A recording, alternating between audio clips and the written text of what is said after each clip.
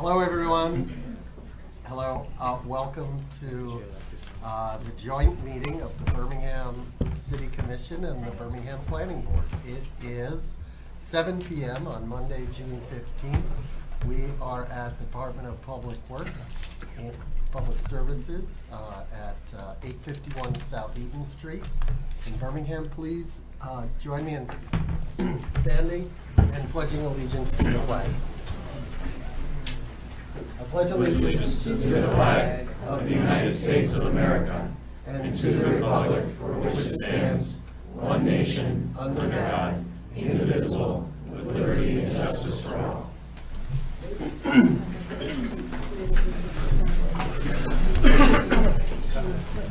I will ask City Clerk Alex Bingham to call the roll, please. Mayor Ballard. Here. Temporary Mayor Pro Tem Law. Here. Commissioner Haig. Here. Commissioner Hose. Here. Commissioner Kolb. Here. Commissioner Kozowski. Here. Planning Board Member Boyce. Here. Planning Board Member Boyle. Here. Planning Board Member Klein. Present. Planning Board Member Jeffries. Stewart Jeffries. Absent. Planning Board Member Larson. Here. Planning Board Member Scher. Here. Planning Board Member Williams. Present. Planning Board Alternate Curry. Here. And Planning Board Alternate Rahman. Here. Such a turnout for a mundane discussion of a zoning ordinance rewrite. Thank you all for coming. Before we get to public comment, the city manager, Jana Ecker, would like to make a statement. Yes, of course, in recognition of what happened over the weekend, we did understand that there would be some people out here tonight. I just want to address the issue of the pool party that happened, and I know that there were several residents that were concerned about noise, large crowds, blocked driveways, blocked streets, and some behavior that wasn't what we would expect in a Birmingham neighborhood. I just want you to understand that we've spent the weekend and all of today investigating and reviewing this matter, and there will be multiple tickets, or there have been multiple tickets issued, and I do have two gentlemen here with me tonight, Captain Simpson of the Birmingham Police Department and Building Official Jeff Zilke, to address each of the violations and tickets that have been issued as a result of the incident on the weekend. But I want to start by saying that this was not a short-term rental in the sense that short-term rentals is on the agenda tonight. Tonight we're talking about short-term rentals such as if you go on Airbnb and you want to rent a house for a day or a night or 3 days. This was not an Airbnb or a VRBO or a short-term rental. What it was something that, frankly, this is the first time it's come up in Birmingham. It was the rental of the pool to people who wanted to rent out the pool to a third party, an independent party, to come in and rent the pool. And it was advertised on the website as a commercial use and said you can rent out the pool, here's the charge. I just want you to know, while it's not a short-term rental, it is illegal. Our zoning ordinance does not allow private pools to be used for public events hosted by others in a single-family residential neighborhood. It does not.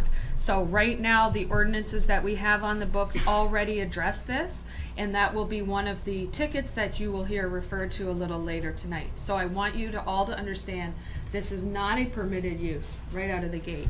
And certainly all of the behavior and notices that ensued, or all of the issues that ensued, are also not something that we want to see happen in our neighborhoods, and we are taking it very seriously and addressing it. What I want to say is that the police also did respond several times. They came for noise violations earlier in the day, earlier in the party, and then when they got there later, there was a violation where it had exceeded the noise limit, and they shut the party down. Unfortunately, the police got called away to a motorcycle accident on Woodward, and upon their return, this was all of the people exiting the party.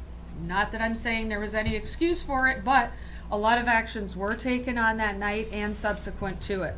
So I do want to have Captain Simpson address the tickets that have been issued with regarding to conduct and so on.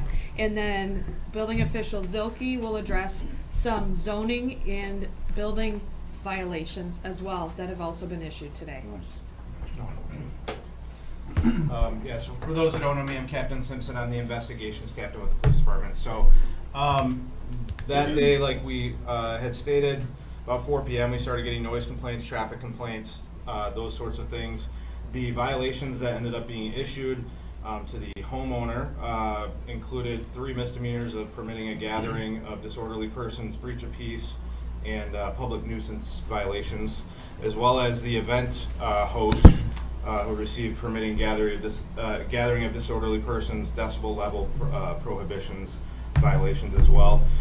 In addition to those incidents or violations, they, with assistance from Beverly Hills Public Safety, responding when the party was being shut down, we did a significant level of additional traffic enforcement of vehicles leaving the scene or leaving the neighborhood that resulted in 1 other arrest, as well as at least 2 to 3 or 4 other violations, one of those being a misdemeanor as well, at which point the investigation continued today, where we started working with the zoning and building department to go through everything else.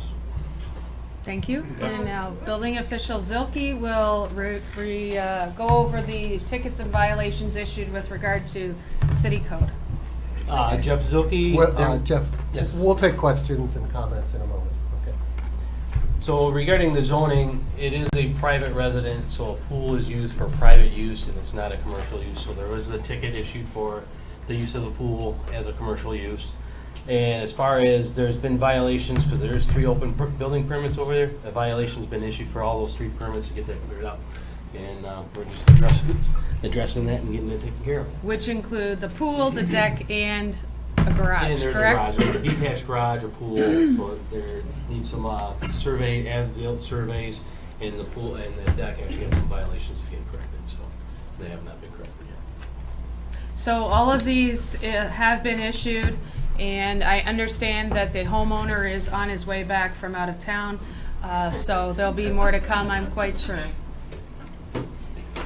Okay, I'm going to open it up to public comment in a minute, but before I do, I'd like to get as many facts out as possible, and you've done a pretty good job.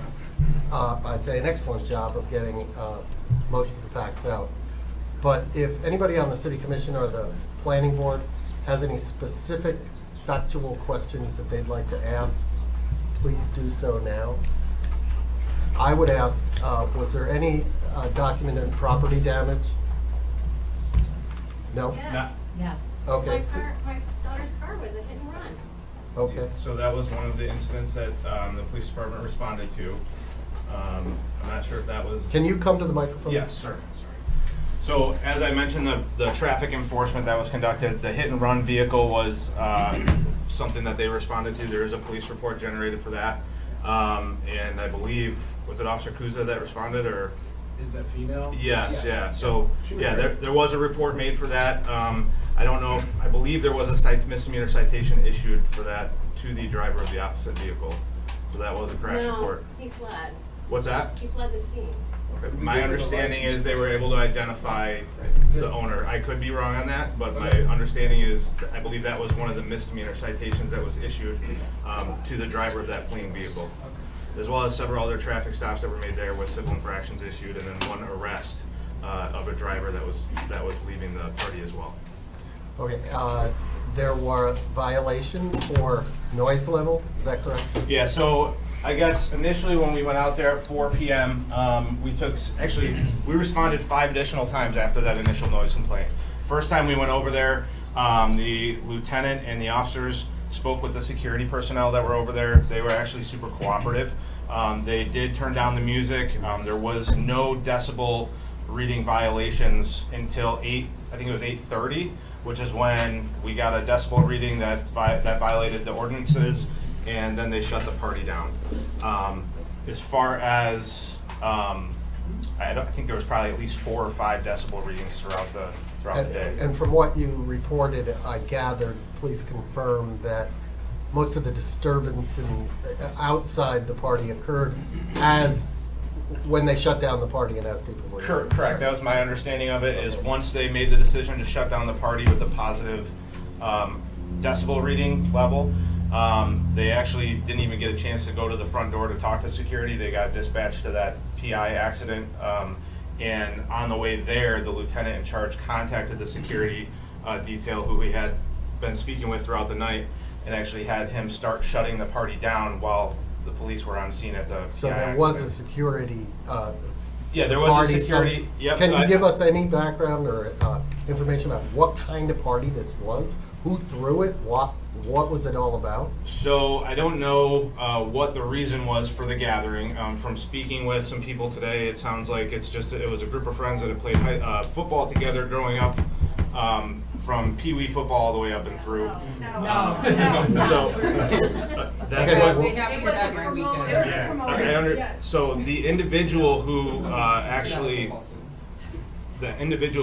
rented it, we did speak with him and his mother today, and that was the story of how they know each other. Obviously, it got bigger than what I think they anticipated, and so that's what we're looking at. with it. Were they charging admission?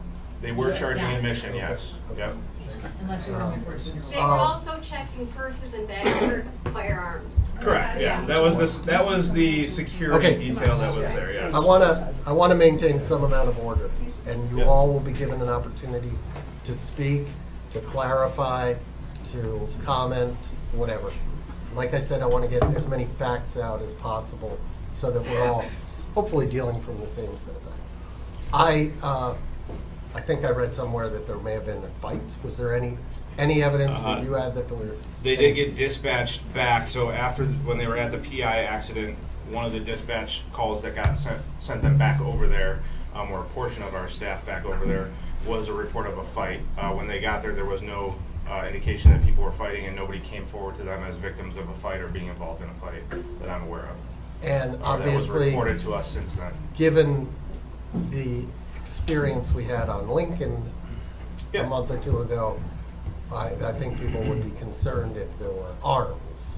Correct. Was there any evidence of any arms, or I don't were believe- they patting people down, these security people, or what? My understanding from speaking with Lieutenant Linky and Lieutenant Buttigieg was that anybody who was paying admission to enter the party, they were going through purses, bags, clothing, to make sure that there were no firearms or no weapons that got brought into the party. Thanks. So the security staff that was on scene, actually, they worked with us very well. They did actually a very good job. And then unfortunately, when we decided to shut it down, and that's however many, couple hundred people leaving at the same time, unfortunately, that's where I think most of the behavior came from that was concerning. And there's no intent here to embarrass Yeah. anyone, but had you been aware that this use was illegal according to our ordinances, So- I'm guessing you would have shut it down a lot sooner. Correct, yeah, so I think that's something that more falls under the zoning. So when we go to something like this, we're looking at noise, disorderly, those types of things from the criminal statute side of it. It would be something that, and the lieutenants both did document that, while there was no noise violations or no ordinance violations at the time, they did document that it would be turned over for further investigation to code enforcement and the zoning department and building official for review for those types of things, that then they would take over that part of the investigation. And is it likely that you guys will better familiarize yourselves Yeah, with we did a the very zoning? in-depth discussion today with the city attorneys, and discussion as far as going forward. And now there's already been So if communication. something like this were to occur tomorrow, Correct. you would be better equipped to deal with it. Absolutely. You'd shut it down Yep. much more quickly. Yeah. Yep. Again, commissioners, planning board members, Commissioner Kozlowski. I think I already know the answer to this, but the situation is, this home is owned and is the primary residence of a Birmingham resident?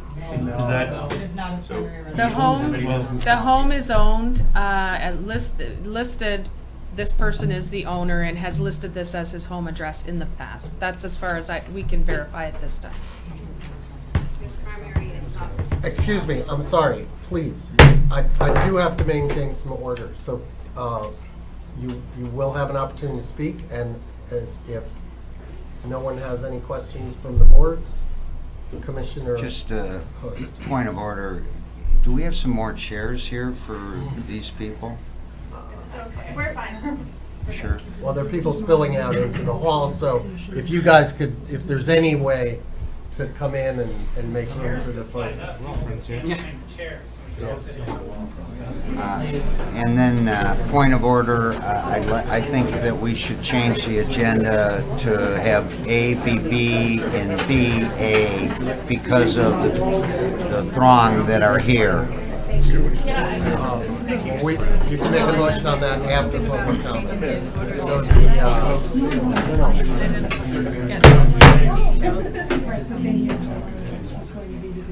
sorry, I don't, it's not something my, Commissioner Hay. Thank you. There were a number of videos that are circulating that show events outside the property that appear to include quite a lot of public lewd behavior. I'm sorry, what? I'm trying to speak in this microphone. I always get a duff microphone, so I apologize. Because I'm not really that quiet. So, does it work now? Yes. Do I have to shout in it? All right. There are a number of videos that are circulating privately online showing a fair amount of public lewd behavior. Were there any tickets for that? Because that's pretty cut and dried. It was all outside the property in public. Yeah, and I mean, besides the selective enforcement that we conducted as far as vehicles leaving there, unfortunately with the timing of the PI accident, and we did also include the assistance of Beverly Hills Public Safety once we got dispatched to that, but I think there was a gap there where, like we said, we talked about from the time the party got shut down, I think was when most of that occurred. But, you know. Okay, thank you. Yeah. Okay, so our agenda tonight is, we're gonna take public comment on this topic, and then we have two other topics to talk about, one of which is short-term rentals, the other is the rewrite of our zoning ordinance. So, at this time, if you'd like to make a public comment, come to the microphone, we're gonna allow, and this is for on any topic that's not on our agenda. And we're gonna give you 2 minutes, and hopefully that will, you'll be able to say your piece. I would hope that you would not repeat what someone else has said, just say I agree with him about that point, and we can move on. State your name and your city of residence. Sure thing. My name is Sam Elnajar, 271 Westchester, 2 houses down from the incident, Birmingham, Michigan. I've been a resident of Birmingham now for almost 16 years. We've had an amazing experience in Birmingham. We raised our family. We've got 2 beautiful boys that are here today that love playing in the front yard and love commingling with the children all down our street. The incident that happened on Saturday was completely absurd. I mean, I don't know how else to put that. All the families that were on our street were terrified in our homes. We were boarded up inside of our homes because we didn't know what was going to happen. My kids couldn't use our front yard. We couldn't use our backyard. The noise was loud. It wasn't as loud as previous parties have been, but it was very loud. There was a situation where the entire street was blocked off. I don't know if people have seen, but there is a video of a vehicle driving across people's lawns on Westchester, right in front of the party. Could have very easily hit a person, a child, an animal, whatever the case is. We all have animals that we walk. We like being outside, walking around, riding our bikes. People are on scooters, etc. We were not able to do any of that. There was a situation where I was trying to pull into my driveway. I was stuck on our street, no exaggeration, for 15 minutes trying to pull into my driveway. Had there been a situation where there was a fire at someone's house or a medical emergency somewhere, there is no way that the people would be able to, fire trucks or an ambulance would be able to get to our street. And this is extremely concerning. This situation needs to be taken care of. We cannot allow rentals of pools or having pool parties that have that many people. There was in excess of 200 people at this party. There was parking at the church parking lot. I don't know if the Birmingham police told them to go park there, but I know some of the cars were moved off of the street and they went over to the church parking lot. I've got 8 seconds left here. I love Birmingham. We love living here. I hope we can resolve this issue and this does not happen again. Thank you. Thank you. Folks, I'm sure you all agree with everything that's going to be said, and so let's refrain from applause. Or booing, for that matter. How you doing? My name is Brian Sullivan. I live at 314 Larchley Drive. I share a fence with 307 Westchester since August of 2023. This has been ongoing. This isn't the first time. This is the first time that he got caught.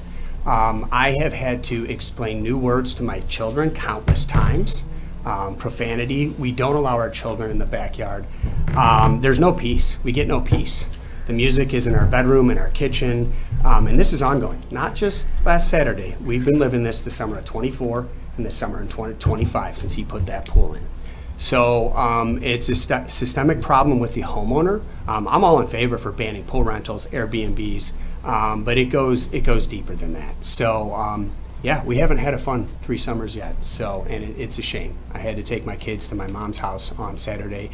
I got home from the gym around 6 o'clock, and I could smell the weed all the way into Larchley. My entire house reeked of weed. My entire house reeked of weed. So I've had some pretty contentious exchanges with the homeowner over the years, and he feels that he is at no fault here. So I appreciate actually the overwhelming response from the community. I thought that myself and another neighbor that share a fence with him were gonna have to battle this alone. So first of all, I thought about that today, just the overwhelming response from the community and also from community leaders. So I appreciate everything that you've done, but it's no fun when you can't enjoy your house in the summer.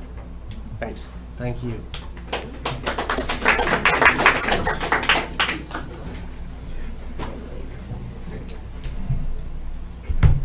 Hi there, James McCarthy. I live at 262 Westchester Way, pretty much across from Sam. I don't want to repeat anything he said. I'll just say that there were also 2 or 3 different guys driving the reason I even went out in the first place was to ask the guys on 3-wheelers to stop using the sidewalks as their way of getting around, because those things are fast, and kids, that's where kids play. Animals and people try to walk when there's not, chaos in the streets. So that's the reason I went out there, and when I went out there to tell that guy that maybe he should not do that is when my daughter's car was hit, and I tried to get that guy to stop and give us his information, and of course he drove off, but thankfully I guess he got caught, so good. But I agree with you that you can't be a hostage in your own house, and that's a bit what it's like. Or if you do go outside and ask people to calm down when they were leaving, things like, we're going to take over your neighborhood are said. And I'm like, oh yeah, how? In what way do you mean? Like, come on, it's silly. So thank you. Thank you.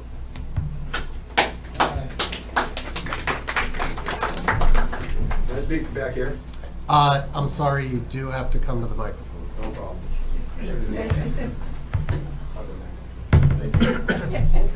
Okay. Good evening. My name is Kathy McCarthy. I've been a resident of Birmingham for more than 30 years, and I'm here tonight as a neighbor who cares deeply about our community and the character of our residential neighborhoods. I appreciate the city is taking a thoughtful look at short-term rentals and related uses. Birmingham has already experienced firsthand how activities occurring at rental properties can result in serious consequences for surrounding residents. Earlier this year, the city took action following a highly publicized shooting at a short-term rental property.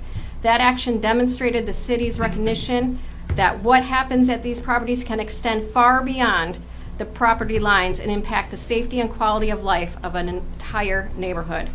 This issue became very real for my neighborhood this past weekend. Over the course of approximately 6 hours, what appeared to be several hundred people came and went from a paid event being held at a residential property in our neighborhood. The event was advertised and rented through a platform that allows homeowners to rent their backyard and pool by the hour. What occurred was far beyond what most people would reasonably expect in a residential neighborhood. Residents observed excessive noise, dangerous traffic conditions, public intoxication, public nudity occurring in plain view on neighborhood streets. three-wheelers being driven on sidewalks where children were riding bikes. Most concerning, my daughter's legally parked vehicle was struck by an intoxicated driver who fled the scene. The impact of this event extended far beyond the property where it was being hosted. It affected every family living nearby. I want to be clear that this is not about one property owner. It is about whether residential neighborhoods should be expected to absorb the impacts of what effectively a commercial event venue operating within a residential zoning district. When a property is marketed to the public, rented by the hour, and attracts hundreds of attendees, it raises questions about zoning, permitting, parking, safety. Thank you.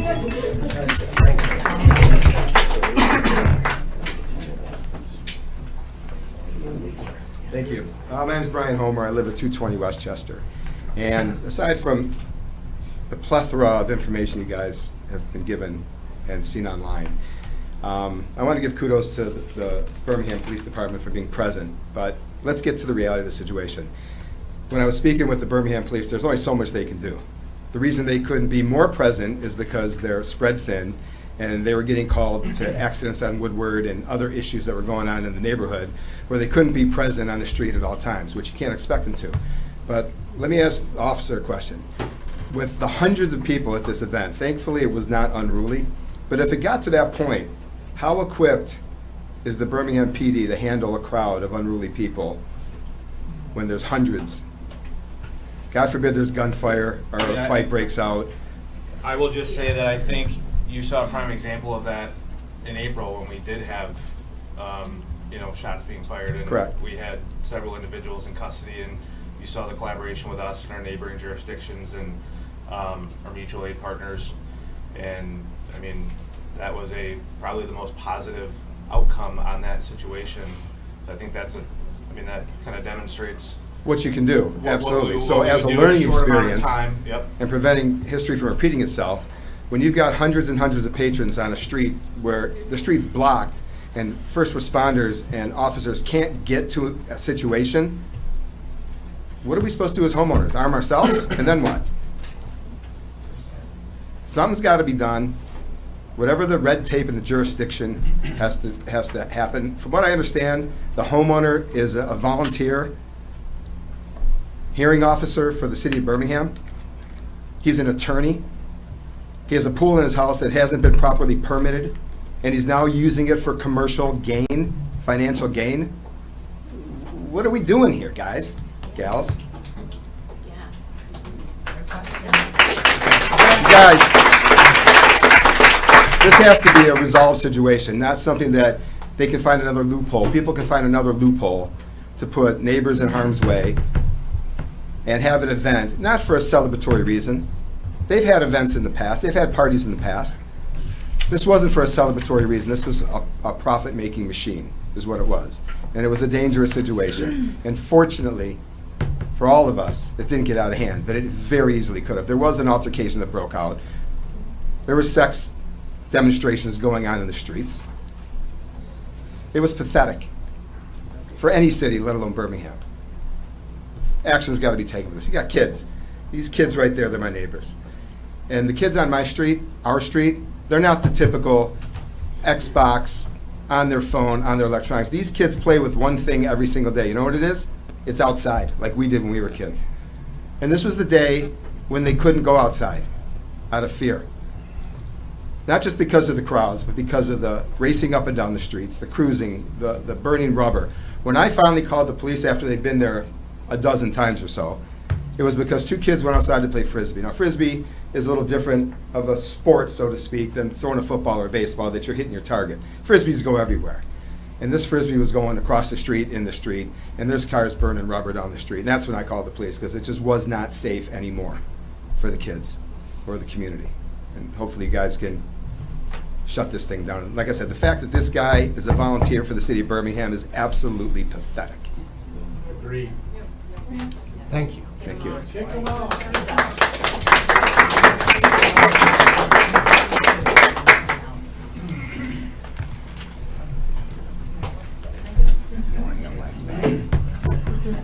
Anyone else?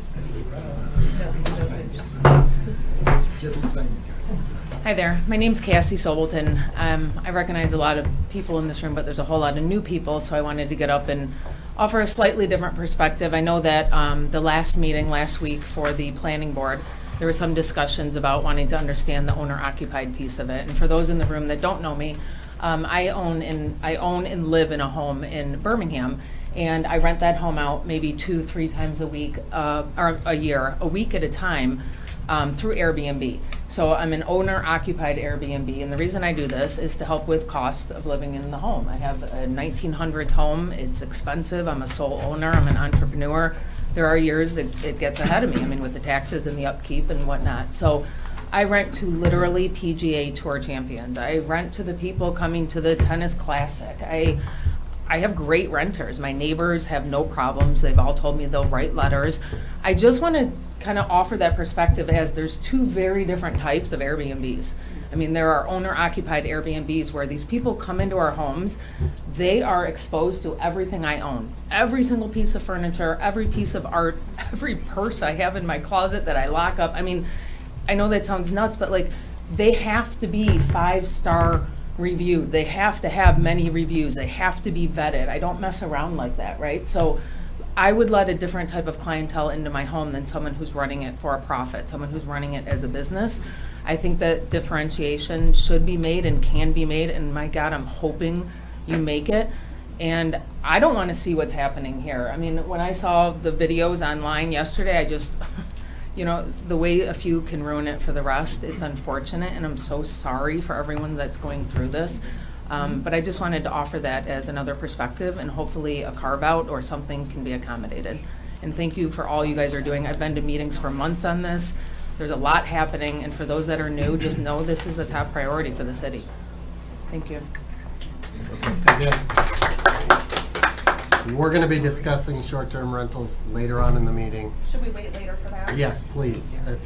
This is for comment on matters that are not already on the agenda.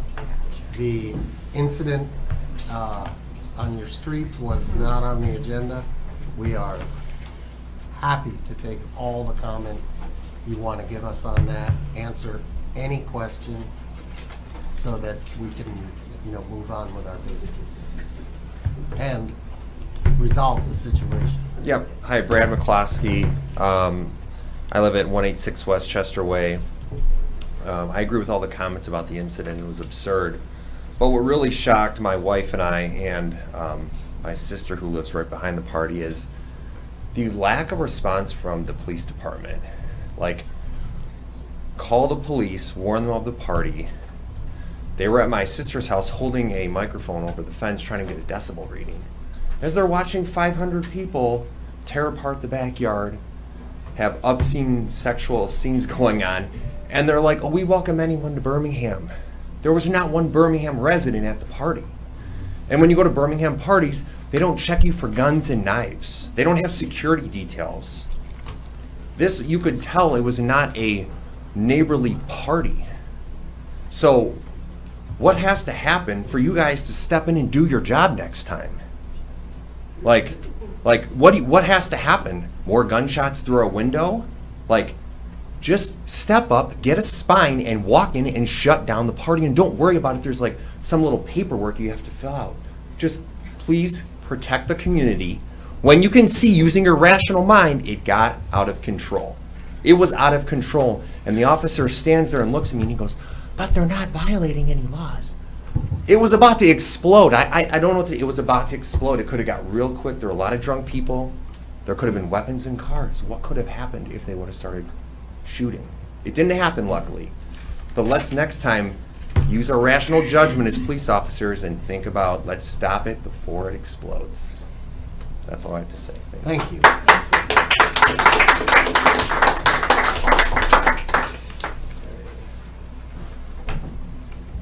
Any other public comment?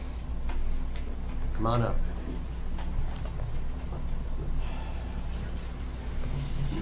Hello, my name is Alicia. I actually live on this side of town, so was one of the residents in the neighborhood where the shooting was, a little while back.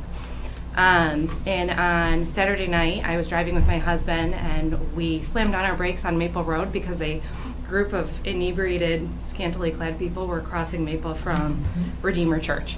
And we both said, wow, wonder what's going on. Like, literally, these people are just running across the street in the middle of Maple. And come to find out it was this party. And what I was really frustrated by seeing this was we just saw this happen like a month and a half ago in our neighborhood. And it ended in gun violence with bullets going through a home in our community where my kids walk, they play, they bike. This was during the day on a beautiful summer day. And I get everyone's afraid of being sued. Like, I get that as a police officer arriving at the scene, what's the charge? We have city attorneys. Was the city attorney called? Did we reach out to that attorney and say, hey, can you do a quick research on the municipal laws, on the zoning ordinances? What can we use to shut this party down? It's getting dangerous for the homeowners, the neighbors, the kids. As a taxpayer, so upsetting, so frustrating to know you guys didn't do anything, especially in light of what happened. And I think we should utilize our resources. My taxes go to a city attorney. Call them. Call them.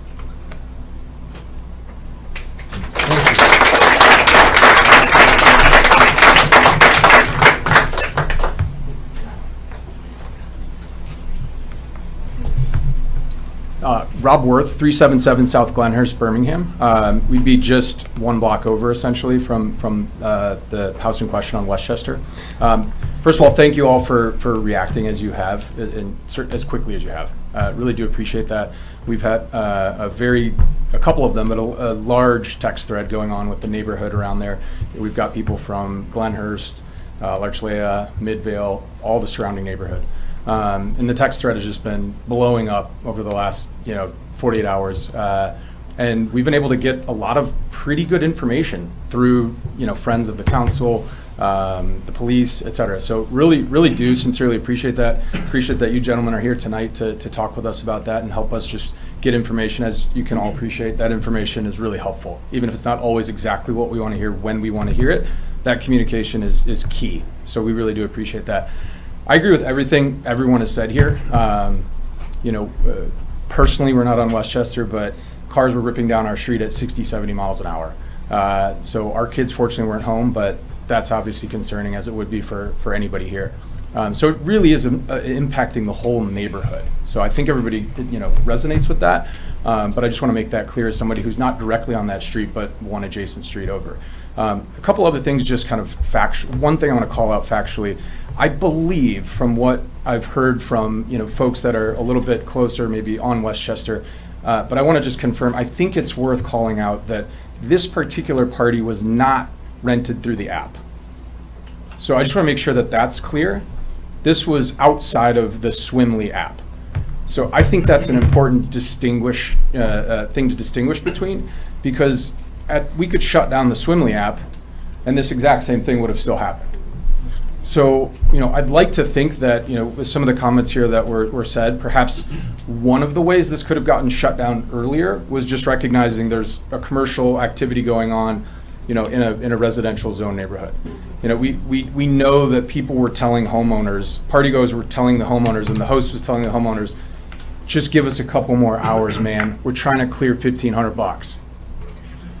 So we know that this was happening. If the homeowners can figure this out, we'd like to think that this can be figured out more broadly as a community and get action that's taken a little faster. So I just want to call out that that's I think an important thing to distinguish between the app versus sort of off app, which could really just happen at any time. Anybody could do that. You don't need an app to do that. And then, I think I really do appreciate the response and the ticketing and the violations that occurred with the Birmingham PD and the adjacent jurisdictions. It is concerning to think that just driving down Maple to my home around 4 o'clock, the number of violations within just vision, field of view, is phenomenal. I mean, everything everybody's mentioned here, public intox left and right. I could have written 20 tickets for public intox. Just walking the half block to Midvale, speeding all over the place, like we said. And everything else that everybody mentioned. So I think, speaking as a resident in that neighborhood, yes, the big thing, but also there's just seemingly all these little things that were there as well. that I think several people, remarked on here. It's like, how much more do we need to point to say, let's just find a way to shut this down? Literally illegal, commercial party in a residential zone, and many, many, many, many, more minor infractions left and right. You could have, see them all over the place. So just wanted to lay out a couple more of that factual piece that, really appreciate you wanting some of those facts. I think you need those to make decisions, and then just kind of call out just all that peripheral activity that seemingly should have been in aggregate enough to shut down something that already should have, on its own merit, been able to be shut down. So thank you all for your time. Thank you.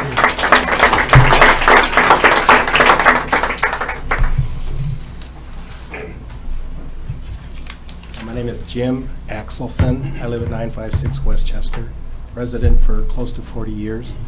In light of what's been discussed today, I'm curious what the administration and also the law enforcement recommends that homeowners do in situations like that, where we're afraid. And just if you can help us understand what limits we have and what should we be doing. Take that question. I think you did do the right thing. I think you called the police.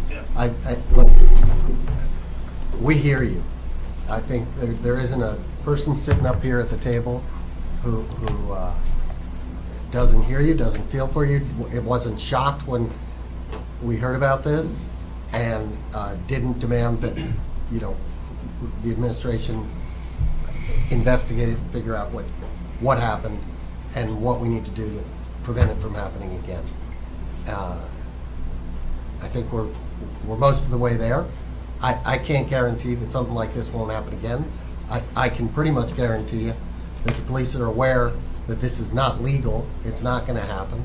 I can pretty much guarantee you that we're going to address short-term rentals over the next month or 2 or 3 and get that squared away. We hear you loud and clear. Mayor, you said that this clearly was not legal? That's correct. Okay, so can we direct to the officers, please, because when they were we already on site, did. Okay, they said there's nothing we can do, they have broken the law. We already addressed that earlier. Maybe you weren't here. No, probably not. They were not aware of the zoning law that prohibits this. This is similar to some of the situations with the Airbnbs. We have we're working on making sure, so we have 2 enforcement mechanisms. The police, who enforce traditional crimes, and code enforcement, which enforces the zoning ordinance and other issues of that nature. They tend to not overlap. Correct. We're working on that. We're getting them to overlap. That's We're getting the police more involved in zoning enforcement, and we're getting the zoning guys to be more aggressive in enforcement rather than in encouraging compliance. We're asking them to enforce. But even for a residential situation, is there a capacity limit? Yes, yeah. I think that's the crux of it too. Sorry, go ahead. No, that's the question. Is there a capacity limit? Because for residents too, right? Like, I don't want my next door neighbor throwing a party that literally has. It's a good question. We've got the question on the table. Can you answer that? I can't answer that. Outdoors, as far as residential, I don't believe there is anything that dictates. It's not a business that would have fire marshal code or anything that would dictate a capacity limit. So, unless somebody. So it's outdoors. Yeah, it's outdoors. It's in a backyard. There's not any capacity limits. It's not a fire code, fire marshal thing. They were profiting. It was a business that. Well, it was illegal, and we failed to shut it down based on its fundamental illegality. Okay, that was. I'm sorry. You can't be heard by a microphone, and I'm sorry, we can't engage like that. If you want to come up to the microphone and make a comment, I think you already did, right? Okay. My name is Anita King. I've been a Birmingham resident for 2 years. I don't live on Westchester Way, but my son and his family do. And we were driving home. We had the same experience. We were driving home and ran into a crowd of people leaving the party. So it's great to know that it's illegal. But it has nothing to do with the fact that it was illegal that was the problem. The problem was it didn't get shut down. And the question is, when this guy who shows no regard for his neighbors has another party, whether he books it through the app or some other way, or under the table, or wink, wink, these are my family and friends, what are you guys going to do to help the neighborhood? What are you going to do to shut it down? And if it's true that this guy works for the town, shame on you.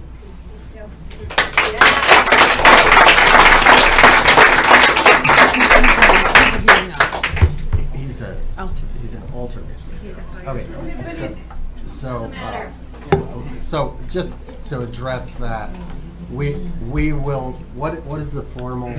He's an alternate hearing officer, so it's a volunteer position that's appointed by the city commission. As a result of this behavior and activity that's gone on, there will be correspondence.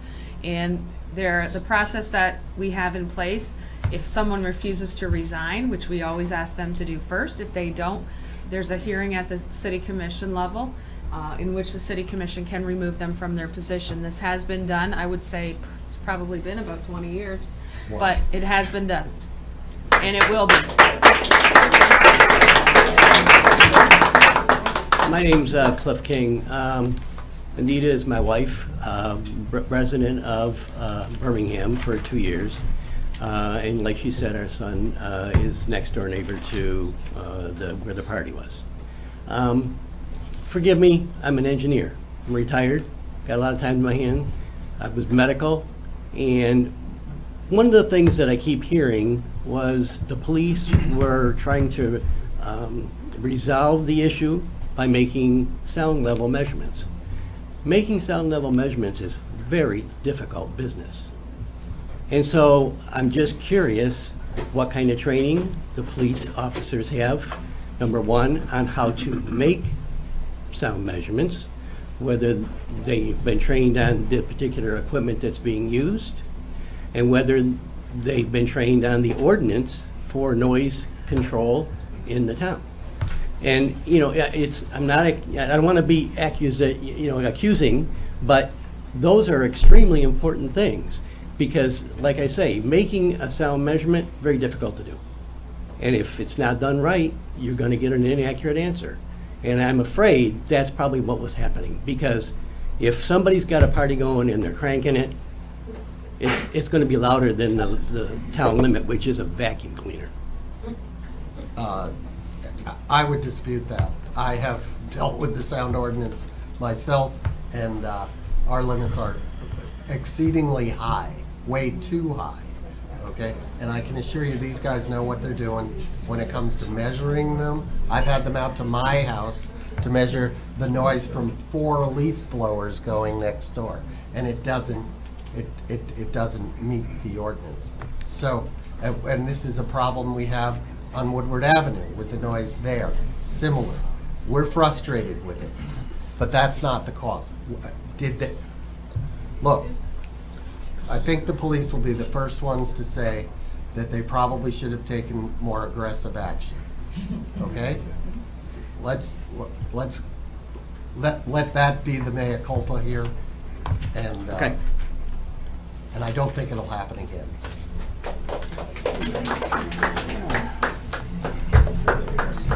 Good evening, my name is Matt Fuller. I'm a lifelong Birmingham resident. This is something that's been on my mind for years now, and I remember reading an article in the Eagle several years ago with the staffing of the police department. And I think this may have been around the time where that joint venture took place between the surrounding communities. Again, I don't remember some of the details, but some of the questions that I've had is whether I heard somebody say that they were spread too thin on Saturday during this party, are we staffed correctly with a number of uniformed officers at any given time? I think that article at one time it stood out to me with the number of uniformed officers that were staffed overnight. It seemed very low. I understand the majority of the calls are domestic calls or, very small calls, but my safety concerns are, I used to see foot patrols in the downtown area. I don't see that anymore. Foot patrols would walk through Dick O'Dow's. I remember that 20 years ago. They don't do that anymore. The bike patrols, I don't see those anymore. We had a horse. We had a horse, that's right, we did. And I just don't see those things anymore. So I'm wondering if it's a staffing issue and maybe an administrative issue at the police department, whether we have enough people there. Because like other people said, what are you going to do if all hell breaks loose and there's only 2 patrol cars, 3 patrol cars, 6 officers, uniformed officers against 200-300 people? What we do is we call in other forces. Right, and that takes time, and you'd be surprised how fast they respond. Which is true, but still, just the general staffing in the downtown area, So- not just these parties, but around the theater, So your question is around an certain excellent- restaurants, right? Your question is an excellent question. and That's it all I comes- have to say. Thank you. I'm going to answer your question to the best of my ability. Okay. It comes down to dollars and cents. Right. And budgeting. We are a 4.6 square mile town with 20,000 residents. We serve an area vastly bigger with 10 times the population who come into our town, utilize our services, populate our downtown, eat in our restaurants, shop, play in our parks. We do our best with limited resources. We also have aging infrastructure to deal with. There's, it's a balancing act. We do our best.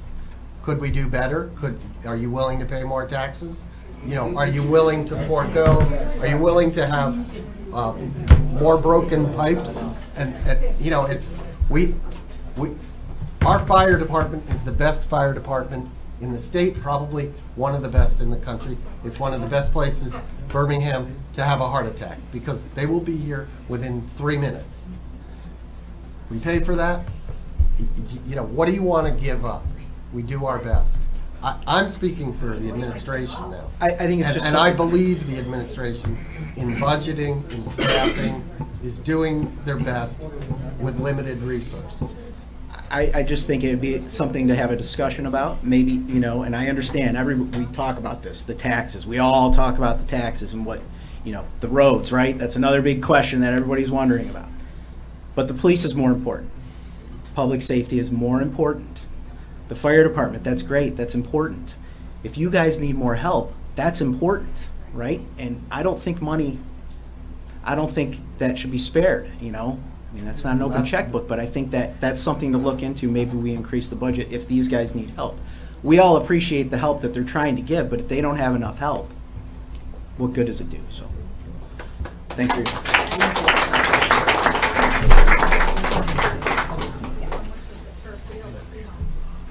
Anyone else? Okay, I think I said what I needed to say. We hear you. We are shocked at what happened. We are doing something about it. We thank you. Is there someone online who would like to? Yes, there are. Thank you very much. Narlu Castellano, you have your hand up? I think you have to unmute yourself.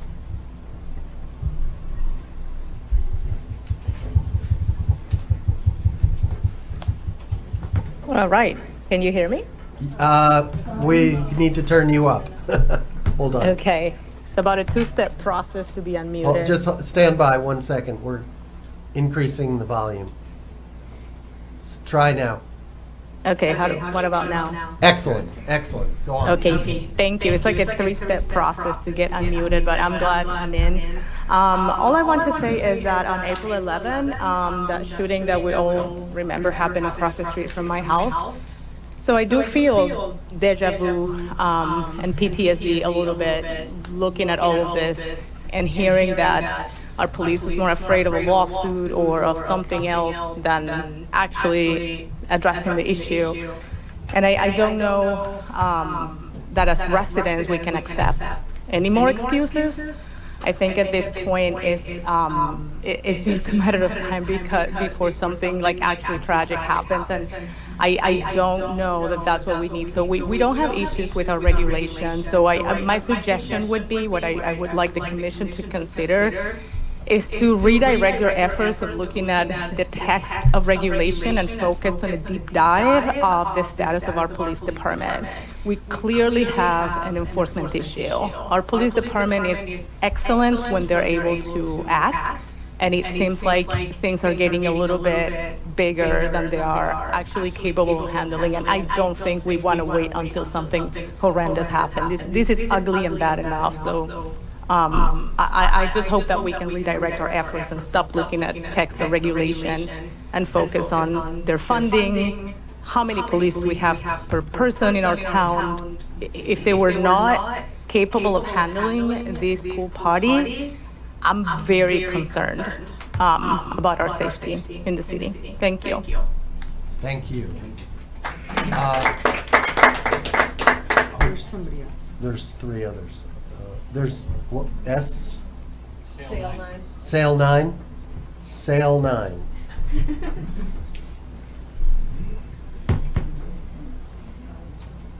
Are you there? Yes, I'm here. Okay.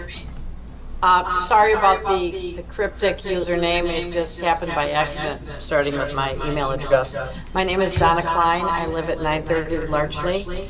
Driving home from dinner and driving to dinner, we saw the immense amount of traffic on Midvale and Westchester and Glenhurst. I was very alarmed to hear what happened. This issue brings up a couple of other situations. One is this homeowner is still listing his property on Swimley. I just checked during the meeting and he hasn't taken it down yet. Another is that if you Google for places where you can rent out your yard short term, I found at least two others. One is called Peerspace. And there's at least one in Birmingham where you rent out your yard or house for people to have a party or take pictures. There's another place called Sniff Spot where people can bring their dogs and run around. I don't know how many other places are out there like that.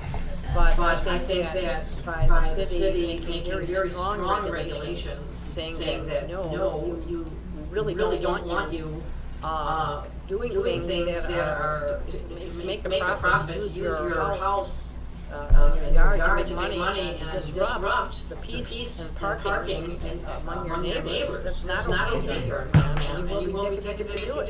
Don't list on these sites. It's not all right.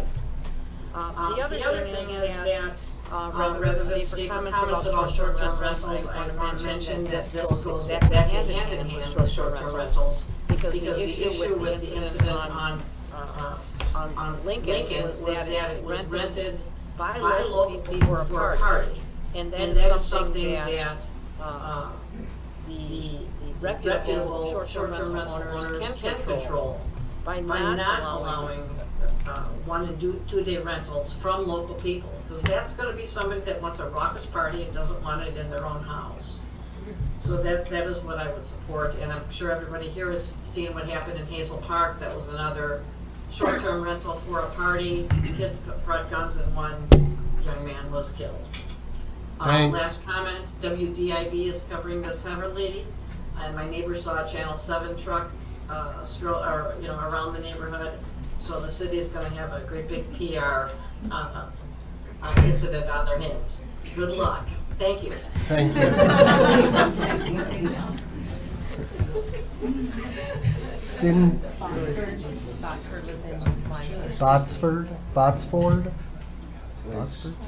Botsford Place Terrace Apartments. Hello, I am Jax. I live in 440 Westchester Way. On the day of the incident, when I was coming home, I saw nudity and it disgusts me and I can't get out of my head. I couldn't get in my own house because someone was blocking my driveway. I had to wait there and I was scared. How old are you? I am 10 years old. Thank you, sir. Appreciate the comment.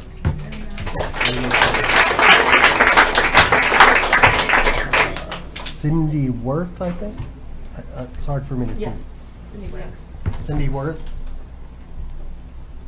Yes, can you hear me? Yes. Yes, hi, thank you. Cindy Worth, I'm Rob Worth's wife, living on 377 South Glenhurst. And as my husband mentioned, luckily our 3 children, ages 5, 6, and 8, were with my parents, thankfully, so they were not at the house. But we still called police because we could not get onto Maple at about 5:30, around 6 o'clock on Saturday evening. And then what we saw on Maple Street and on Westchester was absolutely deplorable. I can't imagine if one of my children saw that. And additionally, I can imagine if there was a health issue, as this has been stated before, or any emergency on that street, there was no way an ambulance or any fire truck could have gotten down that street.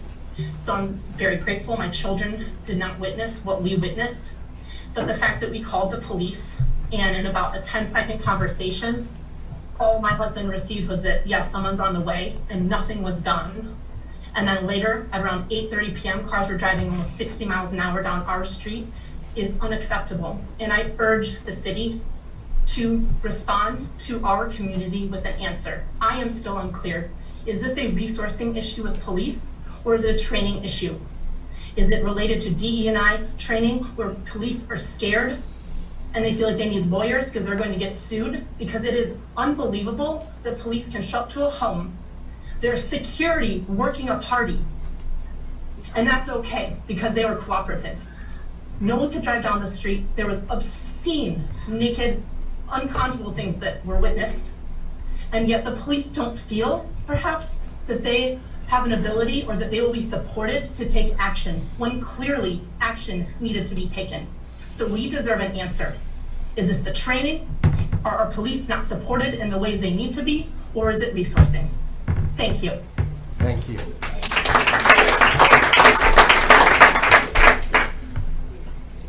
Robert Runco? Can you hear me?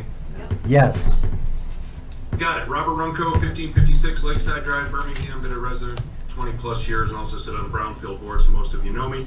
Just a suggestion I'd like to maybe add to this conversation is that similar to what happens to clubs and whatnot when a sponsor is having a party, the sponsor has a list of rules and regulations that they must follow. I'm certain our rental agreements probably have some teeth in them, but maybe that can be expanded in deeper, so in cases like this, that the actual homeowner or basically person providing the VRBO service has to adhere to a bunch more rules. Again, I haven't seen any of the rental agreements, but maybe there could just be some teeth expanded to that as well, with, you know, to include financial responsibility, et cetera, et cetera.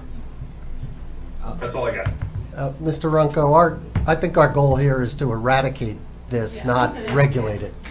Oh, I'm in agreement. Okay, good. But 100%, but I'm also aware that there's probably some legality issues and things like that. So if this is probably another workaround, right, to advance this game to make sure that, look, if you're gonna have a party and you're gonna host a party, well, guess what? You're gonna agree to all these terms and conditions. And then if you don't, then you have the laws or whatever you want to add to that to make sure, you know, whether it's jail time, et cetera, et cetera. So giving the officers, you know, the opportunity to be able to have that teeth in their rules, I guess. Right. Thank you. You're welcome. Thank you very much. There is a hand up next to a numeral 1. There was. It went away. Was there somebody whose username is just 1? No. Okay. Can we scroll up and down just to make sure there's nobody, or do they usually go to the top? They usually go to the top. Okay, if you're online and you'd like to make a comment, use the raise your hand function. If you're in the room and you haven't made a comment already, approach the lectern. Hi, Adam Laurie, Glenhurst. My concern, and Sale 9 brought up a good point, the speed in which technology is progressing is going to far outpace this committee. So what really needs to be fixed is something that is an ordinance or a rule or a law that keeps in the theme of the town, not necessarily what technology allows a homeowner to do, right? So having somebody show up with 200 people because you can rent a pool, and the only law that we have to fight back is a tiny microphone over a fence, doesn't keep in the theme and the safety of Birmingham. But I want to stop you because that is not the only law, and I hope we made that very clear, that our ordinances already prohibit this sort of thing. This thing, Yes. but not the thing that happens next week and the week after Well- that. So we found out that we can rent a backyard for dogs to play in. And now all of a sudden, we're gonna find out in 2 weeks that we can rent a playground and a front porch to sit on and family photos. So my comment is not necessarily to say, hey, let's fix rentals of pools. It's let's fix the general theme of the issue. Thank you. Thank you. And I think, okay. Hi there, my name is Erin Budisak. I reside with my family at 866 Westchester Way. We've lived there for 12 and a half years. Saturday was an experience, but my comment is actually more of a question, and I just need some procedural understanding. When there is an event at any property in Birmingham that is out of control, and I think collectively we can agree that Saturday was at its base out of control, my understanding is that officers report to the scene, they knock on the door, and they ask to speak to the homeowner. And if the homeowner is not present at the scene of this raucous event, the event is shut down on the spot. I guess my question is, did anyone knock on the door? Did anyone speak to the homeowner? Were they aware that the homeowner was not present at the time? And were they just like cool with that and let it keep going? Because I don't understand, and I need to understand before I can have comment. So your premise is that somehow the homeowner was required to be there? Well, I guess my question I then just- to I you, don't- Mayor, is if I have teenage kids. If my children were to organize a party, even, let's just say they invited a bunch of 21-year-olds to come over and, raise the roof. If the police department were called by my neighbors and they knocked on the door and whomever answered the door, typically the first question is, where's the homeowner? Correct. If the answer to that is, I don't know, or not present, doesn't that shut it down right there? I would say probably not. I would say they would probably want to speak with somebody of authority, right? I mean, I can't speak for the police. Things I'm have not changed since my I'm high not school a days, cop. I guess. Well, the situation that you're bringing up is you're referencing juveniles. So, Well, let's yeah, not, I'm not but referencing juveniles. What I'm saying is, did somebody show up at that house, knock on the door, say, where's the There was a homeowner? rental agreement that was provided that showed that the event host had permission from the owner to be there during that time.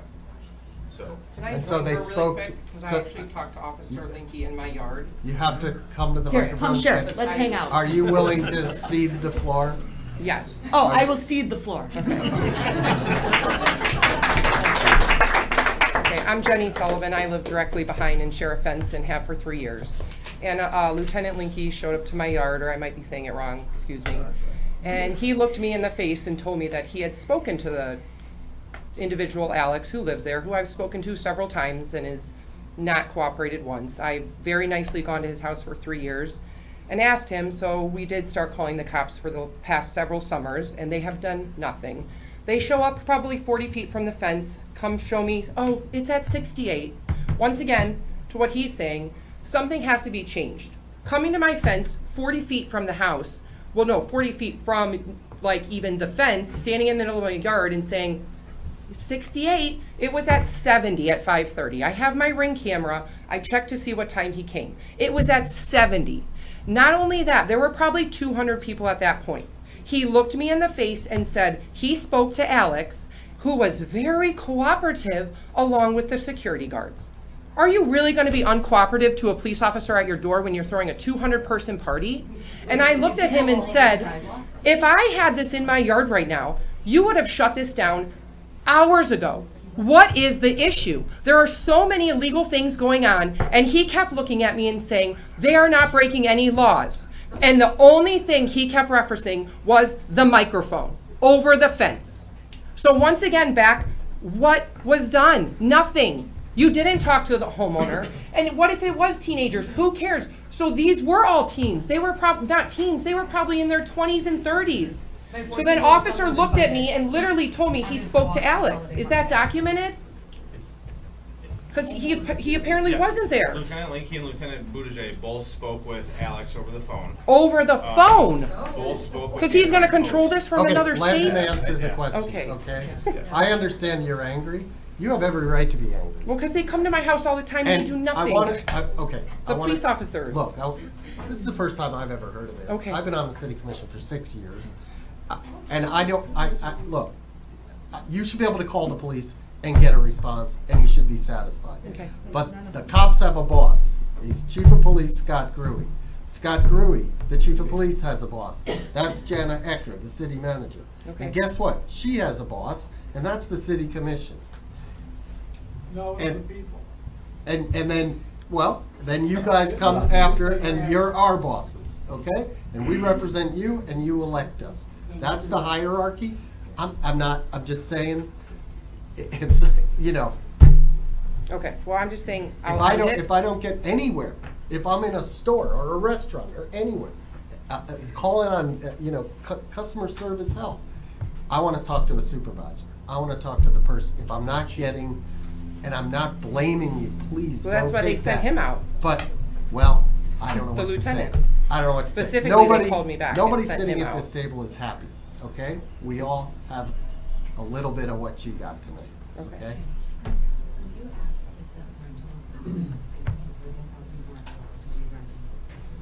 Is there anyone else in the room who'd like to speak? I don't hear what you're saying, and if you'd like to come up again.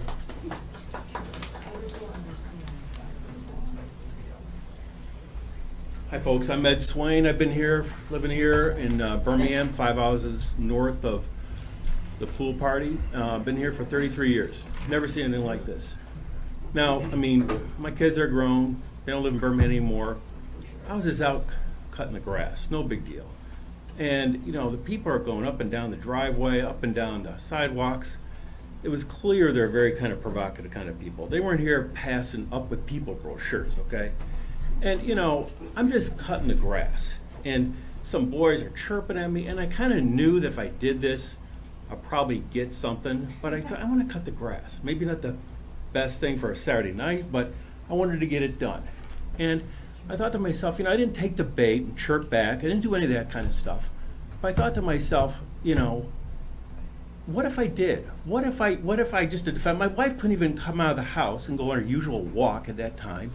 But here we are, kind of prisoners. I didn't want to be a prisoner, so I'm going to cut the bloody grass. So I did. And, these boys are chirping. It wasn't a big deal. But I thought to myself, and especially as I'm sitting right here, despite all the problems that happened, boy, we were fortunate that nothing more serious didn't happen. We're so fortunate. What if there was a fire? What if someone had a heart attack? You couldn't get an ambulance in and out to save your life. It would be impossible.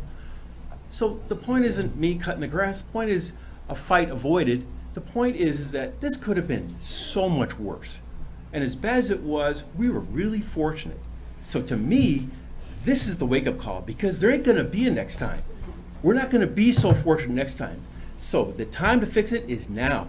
There's no more second chances. It's done. Thank you.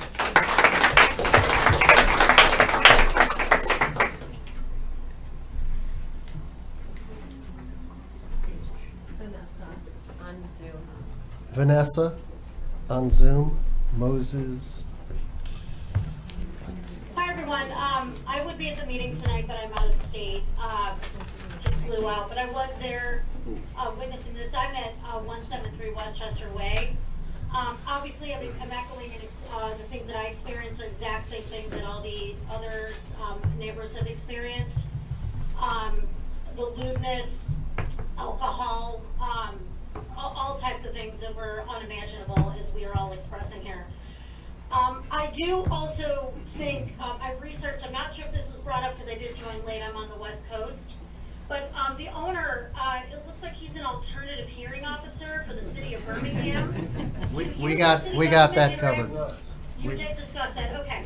I was hoping that was brought up. I'm sorry if I'm late to the party here, but is this position of his, where are we bottom lining here? What is going to be done? Because I feel in the room that we, the citizens, are being punished for this. And I'm very, very, and I've expressed to a family member of mine who's in the auxiliary police, I'm very disappointed the way the police handled this.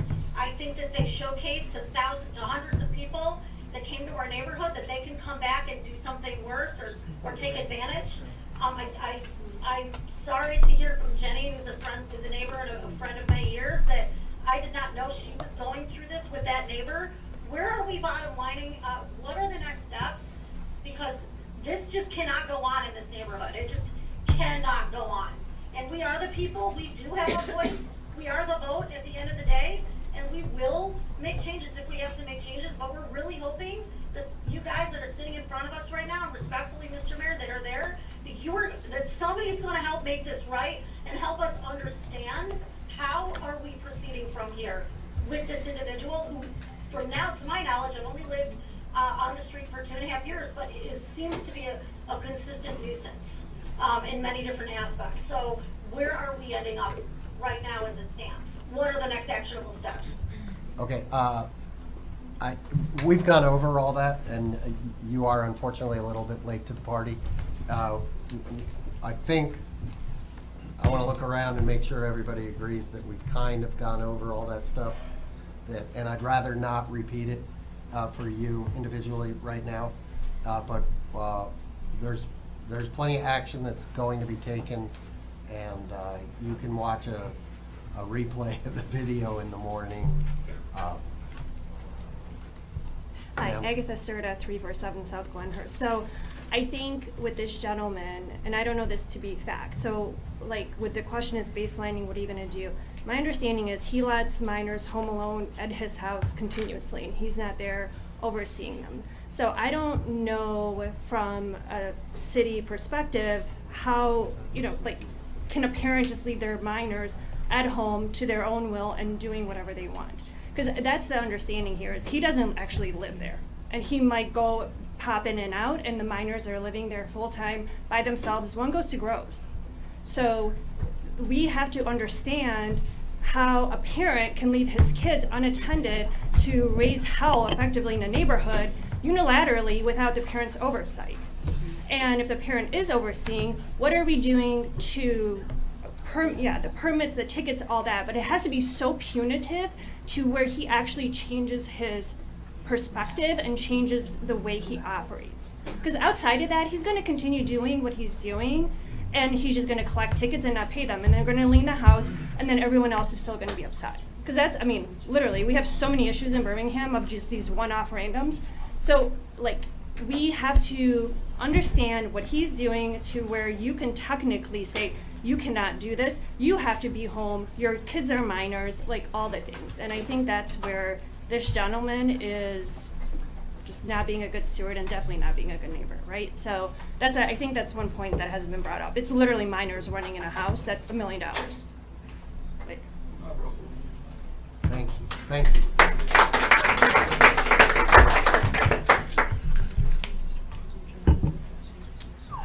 Lee Sweetmeyer?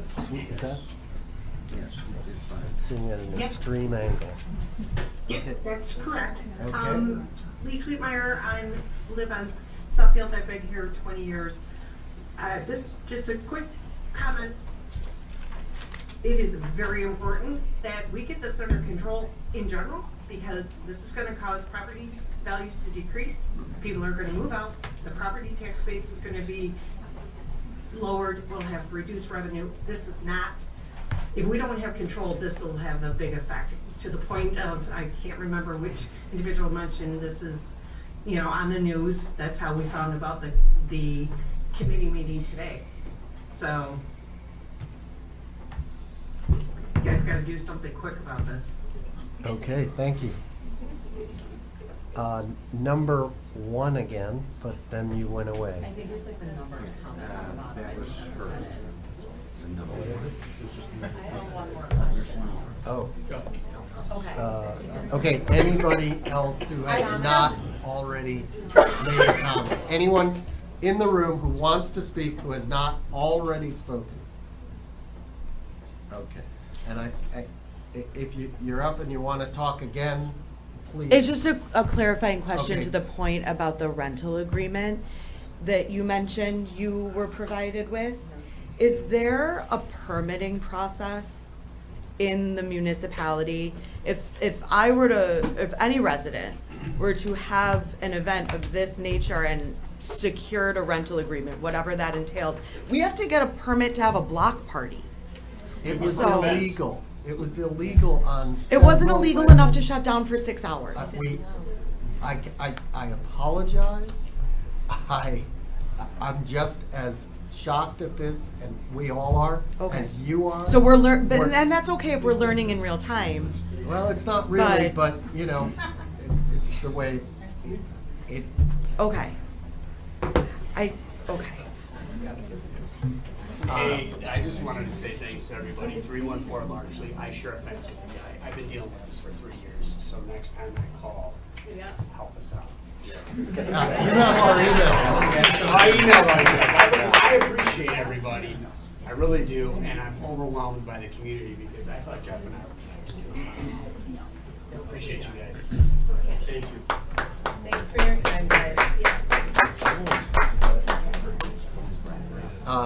I need to close, there's sales 9, or sale 9. Your hand is up. I don't know if you want to speak again. If you do, I'll give you 15 seconds. Okay, 15 seconds. Can you hear me? Yep. Okay, Donna Klein, 930 Large Street. I've heard 2 people say now that he does not actually live at that house. Public record says that he claims a homeowner's exemption for the lower property taxes. And his address, he shows at a different house in Southfield. I hope the city will investigate this and charge him the higher tax rate for non-resident. So that's all. Thank you. Bye. Good. Thank you for that. Well, I know I learned a lot tonight. Information I did not have. I did not witness this firsthand. I saw a few emails. I saw the videos. We all did. I think we're all gratified to have heard from y'all, and we're here to represent you, and that's what we will do. So with that, I will close the public comment and move on. Now, would you like to make a motion? Point of order. Just a motion. I'd like to make a motion that we reverse the order tonight. We do B as A because it's short-term rentals, and we do A, which is zoning ordinance update, as B. Second. This is a commission vote, I gather, right? Do we have an attorney present? We do. Typically, no There's action you. is taken. Huh? Typically, there's no action taken on these To change the agenda? meetings. We're not taking, no, that's not the You can point. do it by consensus, but not quite a vote. Does the commission, is it the pleasure of the commission to alter the agenda? Yes. Okay. We're going to take up item B, short-term rentals. And I believe that we have a presentation from our planning director. Do we? This is our planning director, Nicholas Dupuy. And sitting next to me is our chairman of the planning board, Scott Klein. And around us are other members. But go ahead. Thanks, everyone. So we've got a bit of a dual approach here. I'll introduce it, and Chair Klein will wrap it up for me. I wanted to first sort of summarize for you what we've been doing for the last 2 meetings. This has hit us twice, May 13th and June 10th. What we've been working on very specifically, and for, I think, a very valid reason, is doing our research portion of this and starting to develop what we're considering as our findings, which we will ultimately use to make our recommendations to the City Commission for said ordinance amendments. So what you haven't seen, perhaps, at least in the last meeting, is the actual language, and that's why. What we're doing is, again, just spending a lot of time on developing our findings so that we can be on very stable ground. In the report, which I trust you all read, I don't want to really review that, but I did call out some summaries of the specific issues that we have been kind of collecting and categorizing. I also wanted to point out some data that I'm not sure that we've given directly to the commission yet, although we just did that for June 10th, about the number of rentals in the city, certified rentals in the city, I should say. And then lastly, I wanted to call your attention that if you haven't gotten a chance to click through the links that I provided at the end, I thought they were fairly well received at the planning board, and I think it's some good context. Because what we're working in here is kind of an environment of rentals. Of course, we're working on a zoning project here, but there's a broader environment that we need to concern ourselves with, so that when we pull this one zoning thread, we don't unwind another thread elsewhere, or so that we can at least be consistent across our regulatory frameworks. So Scott, if I can kick it to you. Sure. Real quickly, I know some of you are familiar. You've been to one or two of our meetings. Just so you understand the role the planning board plays, we are an advisory committee appointed by the city commission. We have been designated by the commission as the planning arm, the land planning arm of the city. So legally, we have a responsibility to determine on our own the findings of fact related to any of the ordinance amendments that are being proposed. Now, all of the information that you have provided at city commission meetings and our meetings, I think it's fair to say that we have made some very quick, easy determinations. So I don't want you to be concerned by that. But as we talk about this, there is a legal process we must follow that doesn't move as quickly as you may want it to. And that's not because we're stalling, it's because we have to follow the law or the ordinance gets thrown out. So with that, I'd like to thank the commission for your help in defining the problem and for providing this information. I know in years past, we have often asked commissions to do just that and not always gotten the same sort of vigorous response. So we really appreciate that. It has been very helpful. Some of the answers to the questions you raised last week on Monday were very clear, and we are proceeding appropriately. We're going to continue to work with the city attorney on language to make sure that we're within the law. But there are a few of those topics that we felt needed a little bit more discussion here tonight. That includes perhaps a little bit of pushback on a couple of items as well. So please just understand where we're coming from. We want to talk this out in this environment and get to the point where we know exactly where we want to take this. Just to give you a quick update, we are likely going to be recommending bringing several items that are actually in the city code related to zoning, occupancy and such, and put them in the zoning ordinance with all of the other items related to zoning to make sure that it's all in one spot and it's very clear what the rules and intention would be. These things deal with like parking, if you're renting your home, how much parking are you required to have? How many people can you have in the house? Things of that nature. So don't be surprised if you see some of that in any language that you receive in the near future. We're also going to add a number of definitions to the ordinance, most likely. More definitions than perhaps you asked for, and that's because we believe that they're important. We're likely going to, and I say likely because we're a body that votes and we have to work on this together to finalize. But we are likely going to define short-term rentals, as you have already discussed. We are likely going to define midterm rentals and long-term rentals. Now, the reason for doing the midterm rentals, and this is, I know you said at your last meeting that's not something you're necessarily worried about. We'd rather define it and give you the ability in the future to license it or regulate it any way you see fit than having to come back to us for a definition in a year and a half. So, just, that was not meant as, it's not meant as disrespect toward your wishes. We just want to make sure we're giving you all the information you have. Again, we're working with the city, we're going to work with the city attorney on our legal ability to restrict short-term rentals in commercial and mixed-use areas. There's some question as to what we actually can do. It's relatively straightforward in residential areas where commercial uses are not allowed. But in commercial areas and mixed-use areas, that's precisely the point. We do want to have a discussion on that tonight because I do believe that there are a member or two of the board that are questioning, even if we can restrict short-term rentals in, say, the downtown, should we? Those areas, downtown, Triangle District, the Rail District, were governed before our latest master plan update by 3 independent master plans themselves that did call out for very different diversity of uses and types and interactions, far different than the R zones.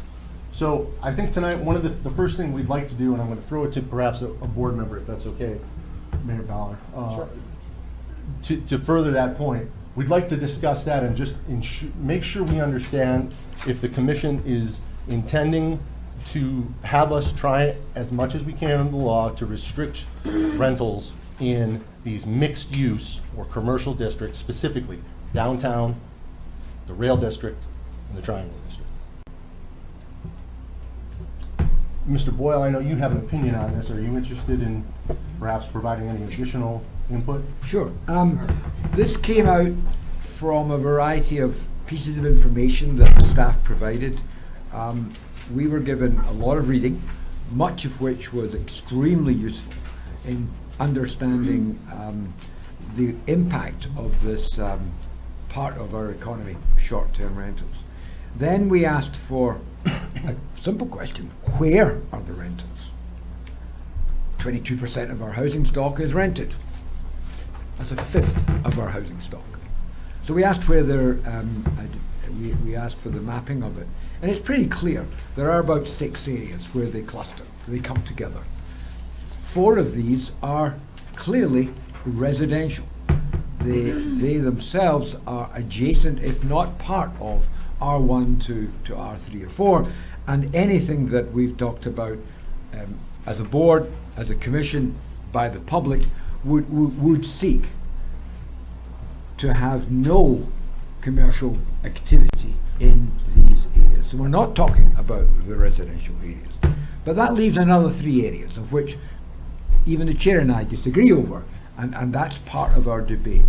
The 2 that really come out as clearly demonstrating a cluster of rental activity that is zoned mixed use are the rail district, where we are today, and if you just walk around this area, you would see, if you haven't done it recently, that there's a lot of different activity, of which a range of commercial activities is at the very core of what the plan for the rail district called out for, and what we have achieved in some parts of this area.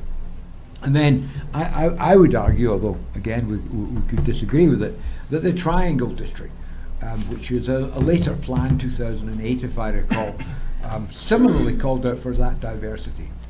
And I'm making the case, and it's a case that I think is valid because of what other cities and other places have done, is that a regulation of short-term rentals doesn't need to apply across the board for every single part of the city.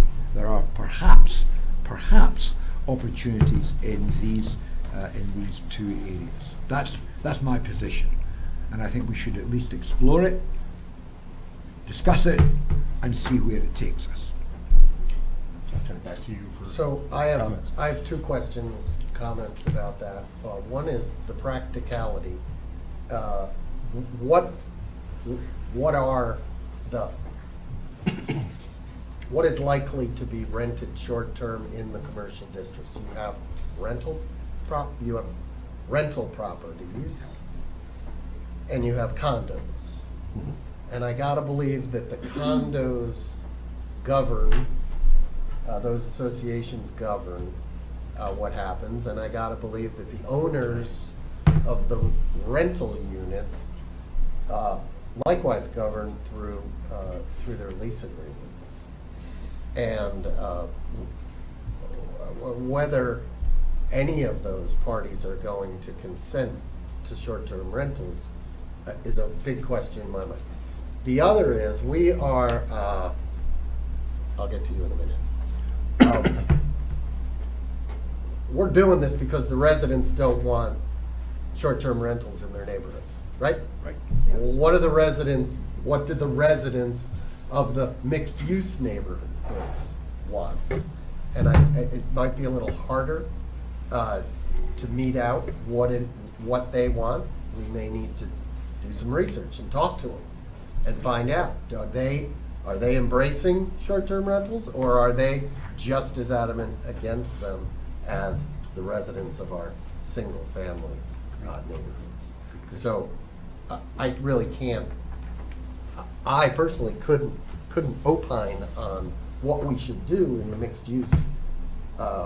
without having a better grasp of the answers to those two questions. Commissioner Hay. So you talked about governance of say, condo associations or what have you. Unfortunately, that leaves a loophole in short-term rental arbitration.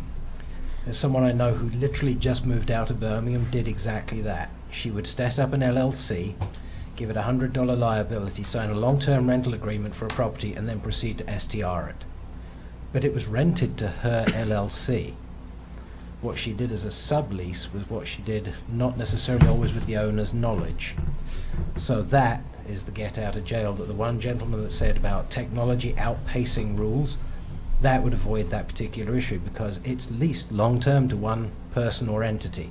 So be careful about assuming, because I can tell you she's proved that wrong.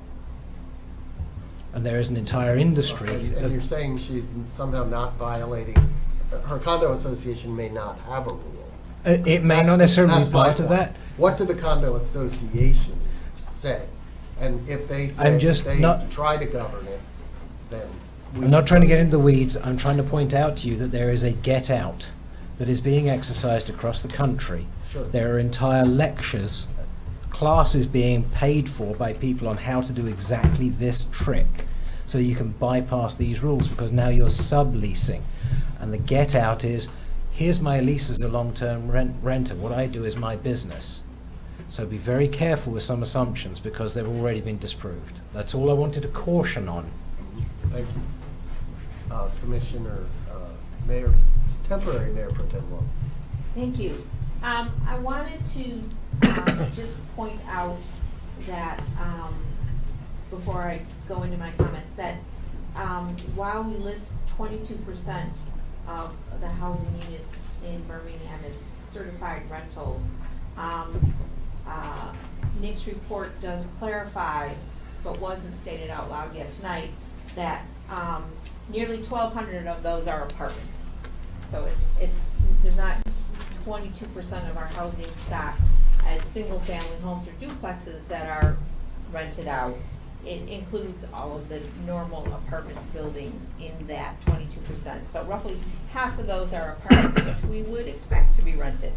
I have concerns about not regulating STRs in the Triangle District, especially because there are multiple residential streets there, and we heard from those people on several occasions when they were looking at developing for Lavery or for Todd's Room. They are very concerned about maintaining the residential integrity of their streets. So I don't think not regulating STRs in the Triangle District as a whole is an appropriate stance. Additionally, I am concerned about targeting the areas that we don't regulate. The excellent articles that Mr. Tweed shared, well, many of the case studies were in European countries, but they all uniformly showed that as the availability of STRs increased, the availability of long-term rentals decreased, and that the price of housing went up. And so I think that not regulating STRs, especially if we tried to jam everybody who wants to invest in that into two areas in town, or two of our rail district and Triangle District, would destabilize those areas even more. I mean, our goal, I'm not against long-term rentals. Long-term rentals are an important mechanism for families to move in to Birmingham who may not be able to own, but who want to live here, and part of the fabric, and put their children in the school system, and be neighbors, to live here full-time, and live here year-round. And they often are long-term renters for years. And I do not want to force out long-term rentals in favor of short-term rentals, and to further escalate the cost of housing stock when you're getting private equity investing in it as a business. So I have great concerns about not regulating STRs across the city. Before anyone, and commission or planning board, but I think you want to hear from commissioners, right? So Commissioner Kozlowski. So we, I believe, heard that there is some question as to whether or not we even can regulate short-term rentals in an area which is already designated as being, as where commercial use is acceptable. That the ruling by the Supreme Court was that it is a commercial use. We have areas where we allow at least certain commercial uses, right? Maybe we can't regulate it. My question is, if we put in language that restricts the ability for short-term rentals to exist in a mixed-use or commercial area, and then someone challenges it and wins, does all of our regulation get thrown out and we have to start from square one? Or do we just sort of strike out the lines about the commercial or mixed-use areas and we still get whatever restrictions in the residential areas? I would say, fire away. Sure. I get to move in now. Okay, so, I'm good, thank you.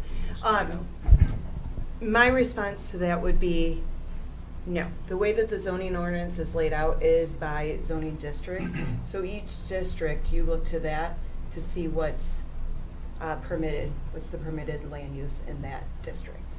So I think that if it's struck in one, then it would apply to that one. No, so if we apply a restriction to the Triangle District or something, and someone challenges it, all they are challenging is that use within the Triangle District, and the risk we run by putting in that restriction is that it will be overturned in court and we will no longer be able to enforce the restriction? Yes. Okay. Short answer. So, Thank you. as we rewrite the zoning ordinance, I want to know if what I'm about to describe is even a thing. You've got mixed-use district, but within those districts you have residential, office, and retail. Right. And what is retail will never be residential, pretty much, right? Unless it's one of these live-work units. It can be. Can be. It can be. Well, okay, let me go on with my premise, okay, and then you guys can beat up on me. Offices are unlikely to be turned into retail or residential, and residential is pretty much residential. Can you have subzones within these zones, in other words? Can you have, this is not just a use, a residential use within a mixed-use district, but this is a residential subzone within a mixed-use district. Therefore, it's residential, and we treat it the way we treat the residential districts elsewhere. So the city attorney can jump on me if she thinks I'm going the wrong direction. But the way zoning ordinances generally work is that there are districts of parcels of land that are put into one district and only one district based on the uses that are allowed or envisioned to appropriately, in the future, to appropriately fit within the context of the other parcels in that So it's the district. land, not the building, so that just Correct. answers the question. Now, having Okay. said that, I think the other argument that could be made, and perhaps the one I made at the last planning board meeting when discussing with Mr. Boyle, is that we're really talking about uses. You know, the zoning districts are really buckets used to sort and organize. But whenever we're talking about the implications of zoning, we're talking about the use and the intensity thereof. And then everybody yells about traffic and parking and all the rest, right? That are a result. So when you look at a mixed-use building in our community, yes, the ground floor traditionally has to be retail, okay? But it doesn't always have to have office. Office can be, though it's expensive, converted to residential. But we never see those uses mixed on a floor. They're already segregated within the development, within the site. So I think I could argue, and I don't know how far I would get, but I could argue that we are already regulating residential uses differently from commercial uses in a mixed-use district because we're not allowing them to commingle. They're always separated by a floor, at least one floor. So to me, I could look at the residential portions of these buildings and say, well, those multifamily buildings, the residential uses are really a small micro neighborhood. So in that sense, why wouldn't I regulate it the same way I do my street, your street, or any other street? But I think that's part of the reason why we want to work with the city attorney, to make sure we understand where that line legally might be, so that we don't overstep it. Okay, so I'm gonna call on you in a moment and say that what I'm looking for, and I don't know if the other commissioners agree, I'm looking for the argument here, the pros and the cons about regulating STRs in the mixed-use districts, right? So you made a bunch of points. Commissioner Long made some points. I want to hear more. And then I think we could move probably pretty quickly to giving you, I mean, I'm already there, and I think a few others are already there, but, sorry. So, the complexity of Scott Klein's seemingly universal point is that I don't agree with him. And in one respect, in the rail district, and a part of our creative zoning was in certain parts of the rail district where there is residential above commercial on the main level, they are single units, owner-occupied businesses with residential above. So you can't distinguish in that unit between a commercial and a residential. It's one unit. So that's a complexity that the city attorney's going to have to figure out. You're talking about if the we go live that work, route. the live work. Live work. Right. Yeah. Okay. Right. I mean, Of course. and we That would prescribe, be although we don't enforce the commercial usage on the main level, even though they're supposed to be commercial. Classic example is the senior living facility on Maple, where it's supposed to be first floor commercial, and I have yet to see any commercial on any of the first floor sites. So, it's not an easy question to answer in the blending of commercial and residential. Well, it would be easy if you just said, we're not interested in short-term rentals, period. Except then you run into Supreme Court issues. Well, I Restrictions don't know, on commercial. that's, you're looking for our, then you need to add more nuance to your question to us. We heard you when you first told us we're not interested in short-term rentals, period. And I think some of us even came into our meetings thinking, how do we get rid of short-term rentals? Right. But then the more research we did and the more we read and the more we uncovered and all the sort of things that make these sort of things hard to come by, caused us to realize that actually in some cases caused me, I shouldn't speak for everyone, caused me to realize that in certain situations, in certain zoning classifications, short-term rentals might actually be very advantageous to the city, particularly in commercial areas. And so I hope you will allow us to explore it a little bit further before we all agree that in single-family residential neighborhood, R1 through R8, transitional zoning areas, those sort of places, it's not appropriate to rent a house for a weekend. But when you're looking at, like you described, where there are condo associations and things like that, we're in commercial districts, in B-zoned areas and O-zoned areas, business office, there might be an opportunity and it might be a benefit to the city, and maybe we just don't know for sure yet, but we'd like to explore it. When people come into the city, we want tourists, we want people to come and use our downtown and go to the movies and eat out and hang out in Shane Park and listen to concerts and go to the farmers market. When they come into town and they rent places for a weekend and they get to go experience those things and spend money in our town in those ways, that benefits us all. And when they're in a commercial district renting a space for a weekend, let's say, I'd like to believe that they are walking within the commercial district that they're near to and renting. Let's assume it's downtown just for the sake of what I'm talking.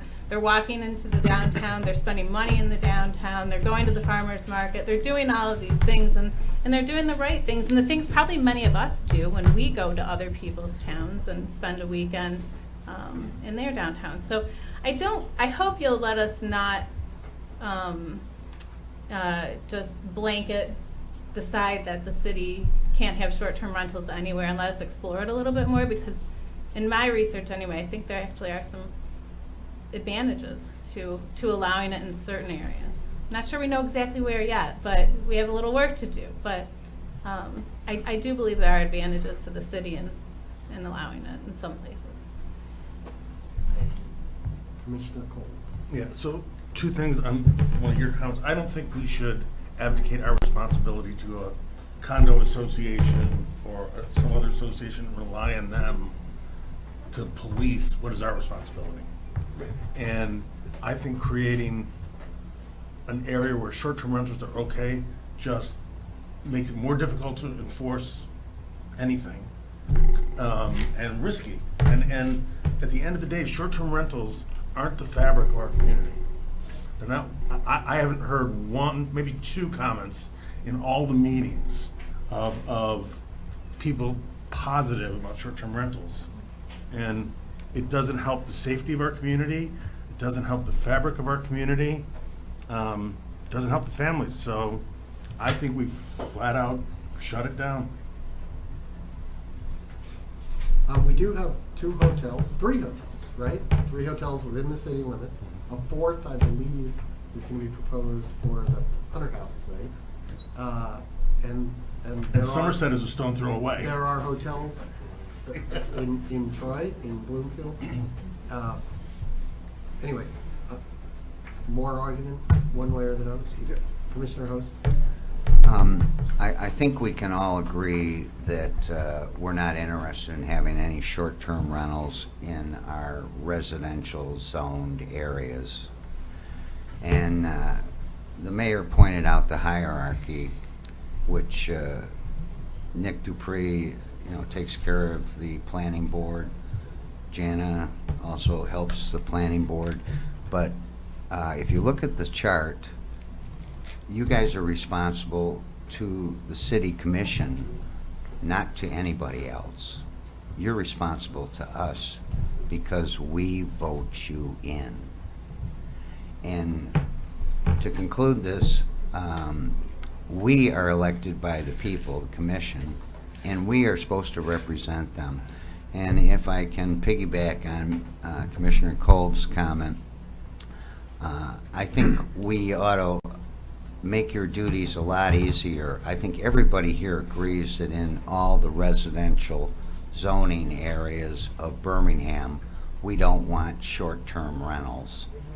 So I am making a motion to eliminate short-term rentals. I'm sorry, we can't take action at this meeting.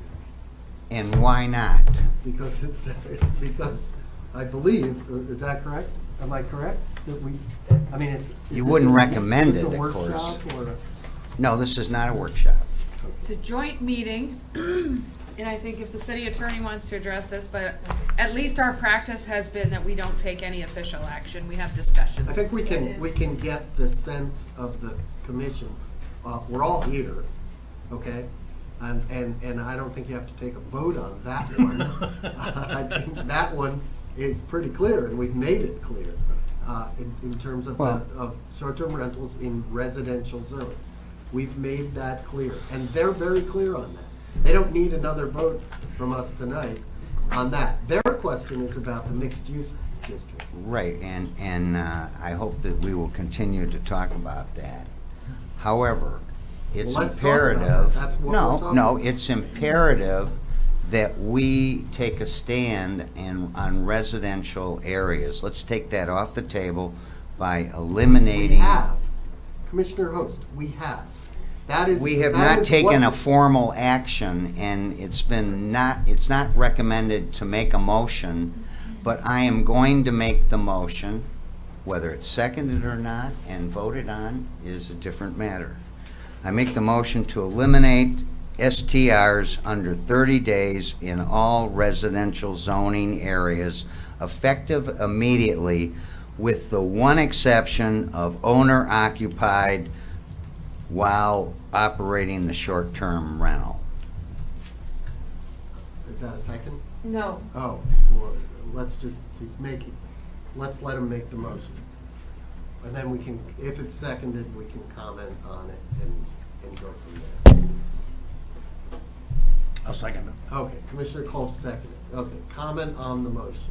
I think that it is an inappropriate and ill-conceived motion because it is corrupting the process that we are supposed to follow under the Michigan Zoning Enabling Act, which is to assign this activity to our duly designated planning board, allow them to determine their findings of fact, and make recommendations to us. That is the way this is supposed to work. We are not supposed to prescribe the solution to them in advance. We are supposed to give them guidance, which we have. We are all have had consensus that we do not believe that there should be short-term rentals in residential districts. They've already said that they've heard that. So this motion is counterproductive and frankly kind of grandstanding. Commissioner Hayden. I should have asked Commissioner Kolb. We're following Robert's rules strictly. The seconder, well, he's allowed to comment first on the motion, and then the seconder. But I'm sorry, I generally don't We have follow had that. 60 days. We had April 13th, we had a meeting 2 days after the 35 bullet casings. We could have shut down in the residential areas, but because of what temporary Mayor Pro Tem Long has said, we have gone with a 180-day moratorium. We've had 60 days, and we've already had a problem. We should stop it tonight. Okay, your motion didn't say to stop it tonight, did it? Could you read I the said motion, please? effective immediately. Could you read the motion? To eliminate short-term rentals in residential zoned areas immediately. Oh, okay. I don't know that we can do that. We've already been told that we can't do that. But, anyway, we have a motion and a second. Did you have your hand up? I did, but I was going to let Commissioner Kolb speak Sure. because following the rules. I don't and need to then be redundant. Okay. Well, in terms of... Mr. Host has said it quite eloquently. All right, so points that actually came to earlier discussion, but I just want to re-emphasize them. For instance, Mayor Pro Tem Long talked about long-term rentals are not part of this. I want to re-emphasize long-term rentals are not part of this discussion, are not part of the equation, are not part of anything to do with this. And so anyone that is a long-term renter or owns a long-term rental, do not get disturbed by this. So I wanted to make that clear to begin with. Now, I've heard various things about short-term rentals in residential that have been said quietly, loudly. In R1 through 8, I did not find the word commercial in any of the wording in any of them. So I believe that the existing zoning actually tells us what we are allowed to do and not allowed to do. And so I leave it to the planning board to come back to us, but I get the distinct impression that the lack of the word commercial in there already somewhat tells us what residential, R1 through 8, already says, which somewhat supports where Commissioner Host is going with immediately, because then everybody's acting under non-zonable ordinances. Now, the conversation about commercial or mixed-use areas, this is where it gets interesting for me. Who said short-term rental had to be defined as residential? Did anybody say that? Because I didn't. What is a pop-up restaurant? What is a WeWork? What is renting a mechanic's bay? All of these are permitted activities, theoretically, that are normal activities under short-term rental activity in commercial zones. If we're going to ban one, ban them all, for the simple reason that that's the one point of Commissioner Host's motion that I disagree with, where he says with an exception. I'm sorry, as soon as we create an exception to a rule, then it becomes the same as tax law, full of loopholes to be exploited. Ban everything.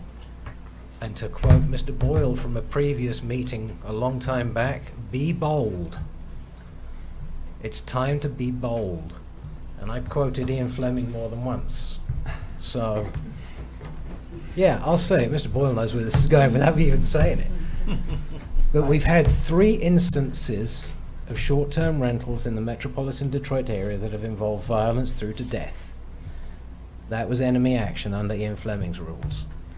We've had 2 instances inside Birmingham, if we include the issues on Saturday night, which was a rental of a property, be it however we look at it. We've had 2 instances in Birmingham. One resident said, "Do you want to wait until something really bad happens with the 3rd one?" I'm not interested. I just don't want exceptions, I don't want carve-outs, I don't want to see anything like this. This is destroying the city. We do not look good, we are not doing the best for our residents right now. I think we can do better. So I actually really agree with Mr. Boyle's statement and something else, and I'm sorry if I kind of stole it from you, but I think it's time to be bold. Okay, Commissioner Haig, I'm not sure, we have a motion on the floor. I have a question about the motion, by the way. I believe this identical motion was made and failed at a previous meeting. Is there anything to prevent him from bringing it up again? I mean, we allowed him to do it, but from a... No, but okay. this is All right. not the typical forum. We get that, and we will hear from you momentarily, okay? So I'm not clear on, there is this motion, I'm not clear whether you were speaking in favor of the motion or against the motion, or I what, think it's time to do basically what he said, except I don't agree with the carve-out. I think it should be a complete. And I'm sorry to Mr. Ogleton, but you are one of 22,000 people. You're the only one that came. I can't make an exception for one I'm here person. too. We haven't, Sorry. there are people All right. here who have not spoken yet. All right, but that's what I've heard You're so speaking far. All right. against, you're speaking against the motion, is that? Why don't you amend it? I'm for it, except it's got one thing I don't like. Amend it. All right, look, I this is, can't. this is really turning, this is supposed to be a workshop with the planning board to assist them in doing what they need to do, okay? And we have already assigned them to do this. And this is an attempt to short circuit that.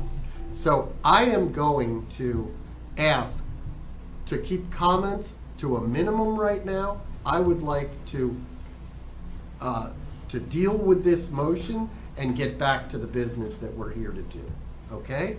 So please, I can't tell you not to comment. You've already commented once.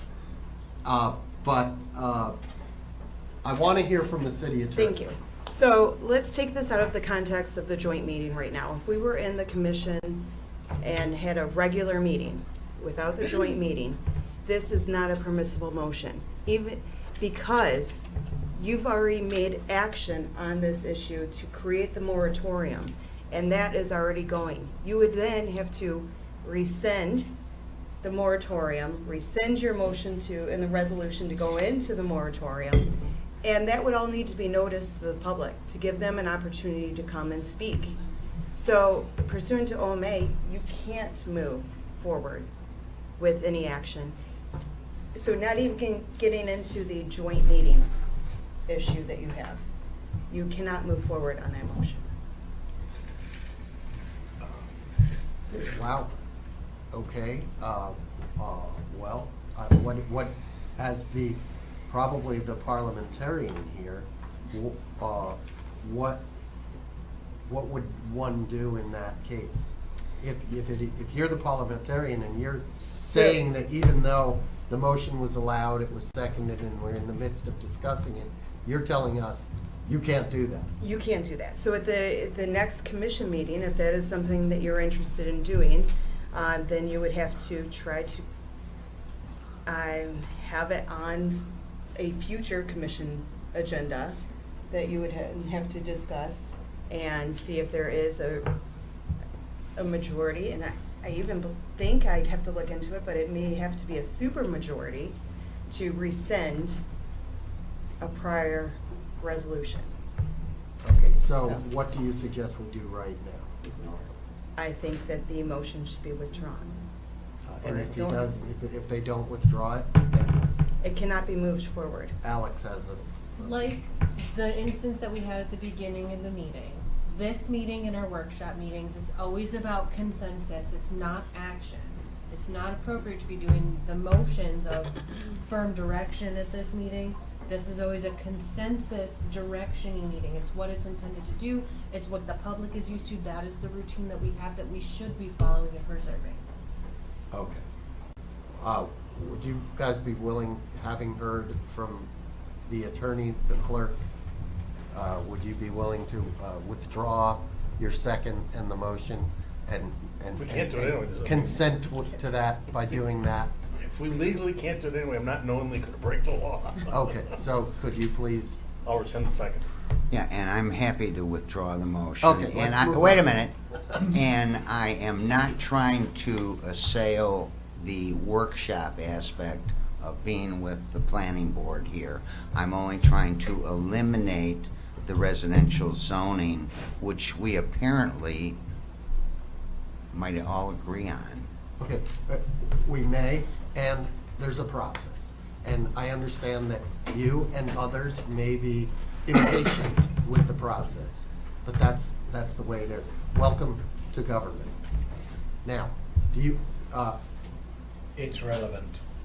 okay, please, quickly, So because I'd like to get these guys. I'd like a point of clarification on the attorney's direction, that we can't make a motion like that because there was an existing moratorium. So was it the wording of the motion that said immediately, but if the motion were to be made at a future city commission meeting with the wording at the end of the moratorium instead of immediately, because the way you phrased it sounds like we can't ever make a motion ever again, we're done. No, that's not true. Well, that's how I At the- understood it. That's at why I'm the asking for ex- clarification. At the expiry of the moratorium, the commission has the option to continue the moratorium or proceed forward with a different direction. Hence my request of, could the motion be made?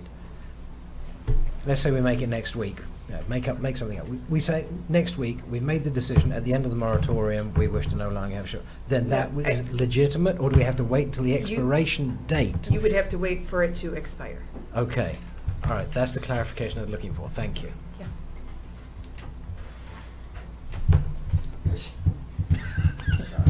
Your direction. Can we order breakfast? All right, hold on. Your question is about mixed-use district. Right. And Commercial within, I, how do we deal with it? I have heard nothing that compels me personally to support short-term rentals in mixed-use districts. And I wonder, I don't know what a shake of the head means. No? You agree with me? I agree with you. Okay. Okay. I have another guy agreeing with me. You got four. I had another one agreeing with me. Can I make a short comment about it? Sure. So I sympathize a lot with what Ms. Whippleboyce said about the potential benefits of short-term rentals. I mean, I have used Airbnbs. I suspect most of us have used them before. They can be quite useful, and I think the majority of people who use them courteously. I think the issue is when the use is discourteous, it sometimes just goes totally off the rails. And you have situations like what happened on Lincoln. And I think that it is unfortunate, I think somebody sort of brought this up during the pool discussion, that sometimes a few bad apples can ruin the whole bunch. And I think that is unfortunately the situation that we're dealing with, that we are not in a situation where we can rely on the preponderance of short-term rentals to be beneficial to the city. I think that just the proportion of them that are going to have sort of unacceptable negative side effects, I'm afraid it's just going to be too high for us to sort of allow it and wait and see. So that's So my you feeling. agree? So I agree that we should Okay. attempt to regulate them in commercial and mixed-use areas. Okay, so another unanimous, it's not a decision, but unanimity in our opinion direction. Just to summarize, we will continue to correspond with the city attorney to ensure that any language we put forward passes legal muster. I think there is a question still posed here that whether or not we even can do this in the commercial districts. Mixed-use districts might be different, I don't know. We'll work with her. We will still be discussing this very point at our next meeting as we debrief what we've heard from the commission. Because as again, we have to come to our own finding of facts on this, but we will finalize this conversation and you've given us clear direction on where your heads are at. And so we'll pull it all together on our end and see where we fall, where we land. You had other questions Well, on this I issue? think the city attorney has to weigh in heavily on the issue of STRs in commercial areas and STRs in mixed-use areas, which include commercial. And in particular, as it pertains to any applicable Michigan law on the question. And we need guidance on those 2 points. And it appears to me that the city commission may need some guidance on that issue also, in the form of a written opinion, not oral. Am I clear on Fair that? enough. Now, Okay. we do prohibit certain uses, even in commercial uses in commercial districts, do you not? Sure. Okay. Yeah, all right. yeah, but Okay. the question is whether you can prohibit all STRs in those areas. And that's the issue that the city attorney needs to give us Okay. guidance and you guidance. Okay, good. So she has her. Because I don't want the ordinance set aside because we overreach. Right. Okay, what other questions do you have for us? The only other question that we had really related to hoping to get a better clarity and perhaps the rationale behind the discussion of exemptions of owner-occupied dwellings. There has been discussion by some, and we heard it again tonight, about completely exempting them from all new regulations related to short-term rentals. We'd like to understand what we're trying to accomplish with this, because we're struggling understanding why we would do it. One thing that I think is very important to understand is that based on our research, I want to make sure you all understand what an owner-occupied rental technically means. Because with due respect, at the commission meeting on Monday, it was quite the conversation. It was almost an auction, 2 weeks, 1 week, 6 weeks, An owner-occupied rental is not a residential rental unit where the owner necessarily stays on premises. In fact, they probably don't. That would be a hosted rental. An owner-occupied rental is one where that is their primary residence. You heard today about the primary residence exemption from Michigan tax law. Used to be that you could only rent your home for 14 days or fewer to still qualify. That's not the case anymore because of the recent appeals court. The only guidance that we have on this is the residency requirements to be a resident of the state of Michigan, which is 183 days, as Mr. Haig brought up the other night. What that means is that somebody living in their home 183 days of the year would be allowed to rent on a short-term basis for 182 days the rest of the year with no other restrictions. And it seems to us that that is perhaps going a bit too far, frankly, in that you were trying to stop short-term rental. This is allowing somebody in that situation to rent their home out every weekend, pretty much all year long. Is that what you intended? I don't think so. And why? I don't think so. Well, I think Ms. Sobelton was the poster child for this, and that doesn't mean that there aren't other examples that would be different, but she rents it for a limited number of weeks per year. I don't know how you police that and say, well, we allow you to rent it for up to 4 weeks per year. How do you divvy that up? Is that 4 weeks or is that 28 days? And how the heck do you police it? That's why we're asking the question. And we know, because she's our neighbor, she's here tonight, we know she lives there. She's not lying to us. Somebody else comes along and says, well, I live there. How do I know you live there, right? And yeah, it's a problem. It's a problem.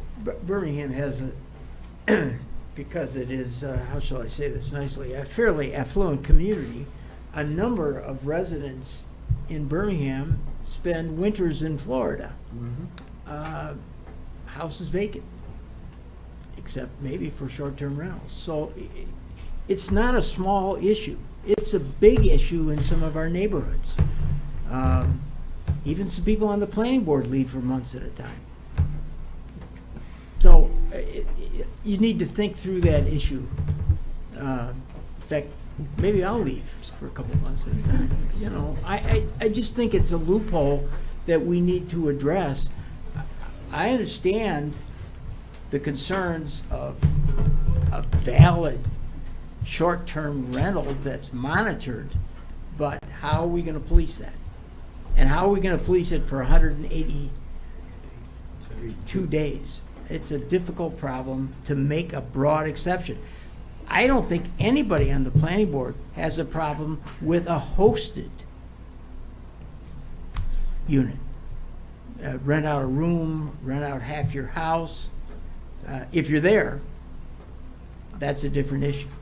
Yeah, can I ask you to pursue that, the hosting issue, to make it very clear that the host has got to be there, otherwise you can't do it? It's one of the definitions we're working on. That's the problem, is the policing. So I guess I'd like to ask you guys to focus your response a little more for us. Because the issue isn't, in my mind, the issue isn't do you want to do it or don't you want to do it.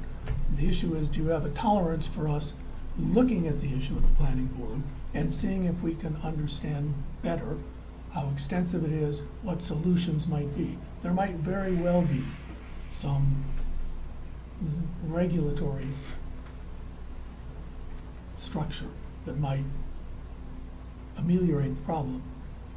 Or, on the other hand, if what you're saying is we're about simple, we're about clear, we don't want to talk about exemptions, then that's a different story. But for us, Mr. Klein said a couple of times, and he's correct, we have to make an independent determination.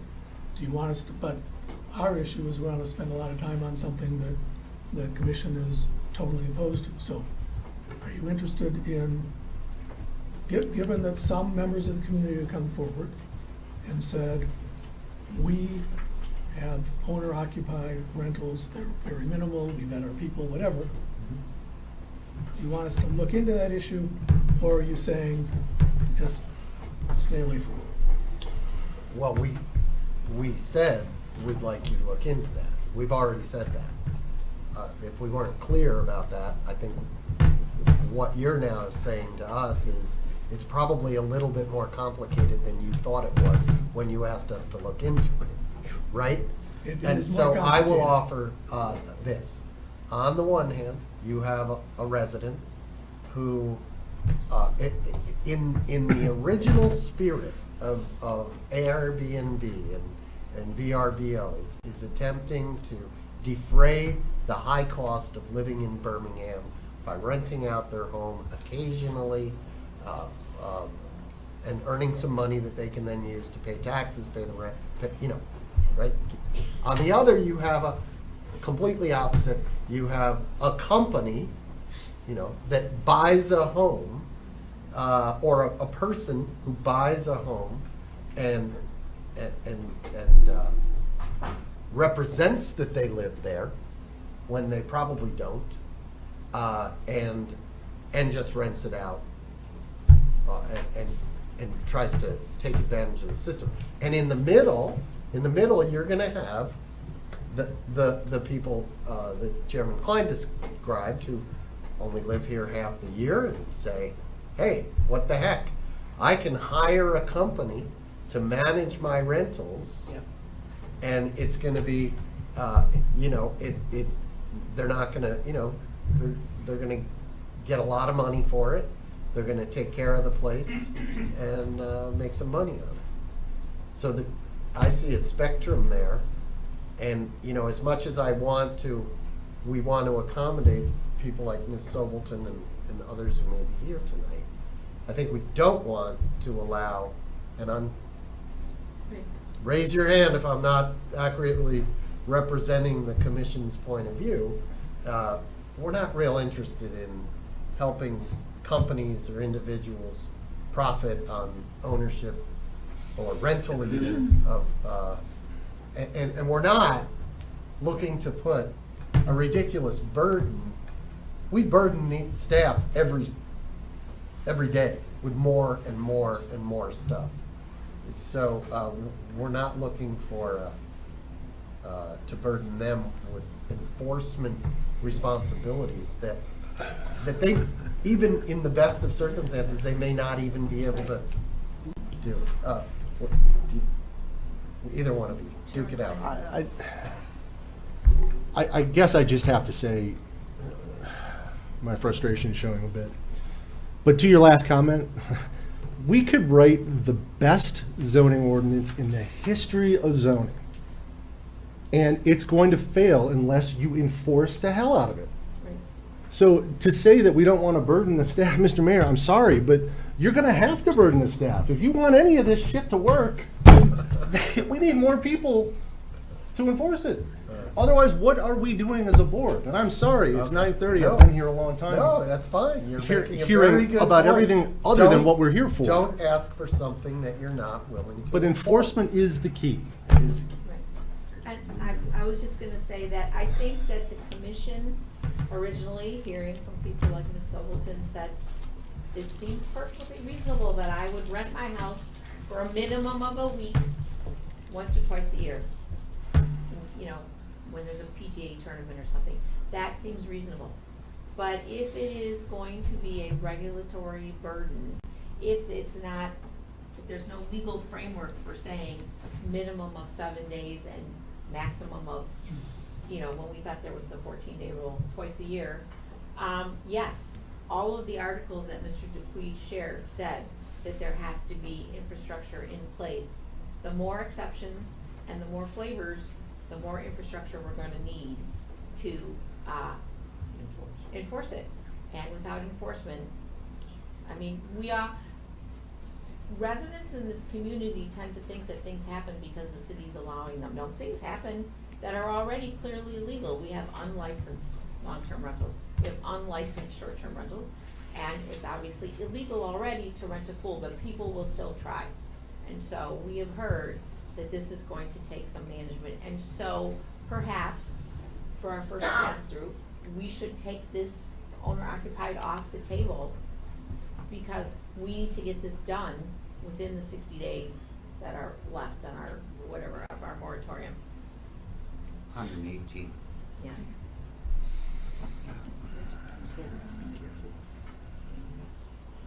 Well, I don't know. I think that that's a reasonable suggestion. I mean, I think it would make them happy. I'd be interested in polling the commission on their thoughts of taking this exception, at least temporarily, off the table so that we can get the stuff we really want done quicker.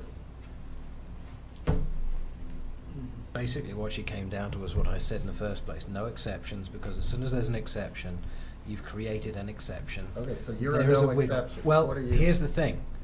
I want to also quantify this for the future discussion as well, to just put this thought into everybody's head. So let's pretend I'm an owner-occupied, I'm a host. I rent my house out. Why does that mean that the potential renter, the short-term tenant, doesn't have mental issues, doesn't have an infuriated ex-spouse, doesn't have someone else that creates a problem? Why does it always appear as though it's a party that's the problem? There could be any of these people. It doesn't matter about your demographic, your age, your salary, your income, your social status, it doesn't matter.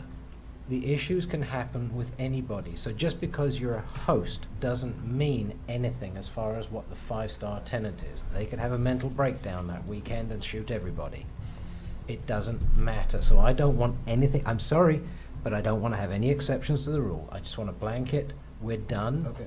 and that's it. We're trying to poll quickly. No exceptions. Okay. I'll go no exceptions. I will also go no exceptions. Done. You don't need me. Hope they help. Game, set, match. Next question. Pretty clear. All right, do we go on to Andy zoning now? Wimbledon. Huh? Rick Wimbledon's open. Hey, out of here. I personally think that's probably it. Yes. Yeah, We had a broad one, but I think Yeah, that's that's it. unnecessary at this point. I agree. right. Thank you. Okay. Thank you. That guidance is very helpful. Public comment on short-term rentals. Again, 2 minutes. Wow. Come on. My name is Julie Bergeson, and I live at 211 East Lincoln Street. I've been an Airbnb host for 11 years, over 11 years. I have paid over $1,400 to the city in permits. I have never had a violation. I screen incredibly well. I also have had pro athletes, and we've had a U.S. Open champion stay at our house 3 times. We've hosted families of Lions players. We've hosted, most of them are families, really. It's people coming for visits with grandchildren, grandparents coming to stay and see people they haven't seen in a long time. So it's bar mitzvahs, bat mitzvahs, funerals, baptisms. If someone tells me they're coming for a wedding, I usually ask a lot of questions because weddings can be a little bit of trouble, and I screen incredibly well. We have never, ever, ever had a problem. And so this is so disappointing.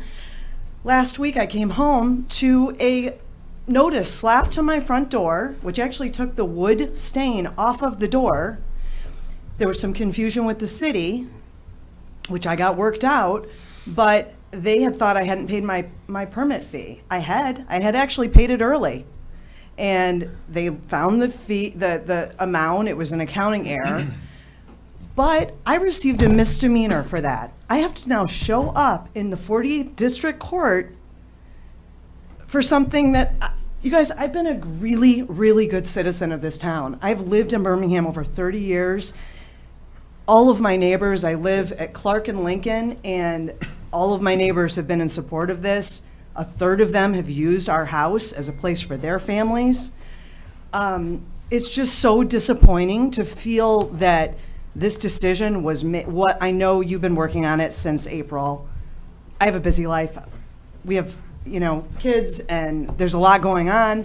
So I feel awful that I wasn't at these last 2 meetings, and now to see this video this week was shocking. I was outraged. I obviously would not want that happening at my house or next door to me or on my block. That was terrible. But we're taking a couple of incidents, it feels like, and saying we got to get rid of the whole thing. And I want you to know the people who come and stay at our house, they spend a lot of money in Birmingham. We've had people come and say, we're thinking about living here. We're thinking about moving back from California or from the East Coast, and we want to spend more time here. And could we come back in September and stay another week? I mean, these people, I see the bags and tags and, things people leave behind and luxury watches and all this stuff. They're spending a lot of money in this town, and I don't know if that's been thoroughly analyzed. I'm struggling. I'm like hearing so many things tonight and just kind of in a state of shock, really, how quickly this is all happening. Because this has been really something that's been on top of it's been a great part of our life too, I have to say. We've made friends through it. We had people who've returned again and again and again. I'm what's called a super host, and I think you are too. And it's so I don't know. Feels too late for me to get up here. I'm really upset. I was really upset last week when I found out I got a misdemeanor. I got a criminal. Can we, I want to Yeah. You said that they gave you that and then found out that it was an accounting It was a error? mistake. Yeah. I think you should speak with the city attorney at some point and get that ironed out I can clarify a little bit of that. Okay. The rental- Quickly, because this is not the forum. Right, so the rental was not paid, but it did get paid. It got somehow onto the water bill. Never made it to the rental saying, hey, it was paid. Then finding out after it was sent, doing a little digging, we found out that's where it went. Somebody put it onto the rental or in the water bill. And Somebody in the city? So can that ticket be So it will be dismissed? Yes. But I still have to go to court? We're working with the court to see if we can dismiss it prior to her having to appear. It would have been nice to get a phone call. Okay, I have a question for you. Or a letter even. How often do you rent, and where do you go when you rent your house? We have a few rental properties, so this is like, so I'm owner occupied, I've lived there for 11 years. We also have a home in Sylvan Lake, and so we go there. When I first started renting, it was because I was also traveling for work, and sometimes I would be home and sometimes I wouldn't be. But again, if you screen your guest well, and I've never had a problem with anyone.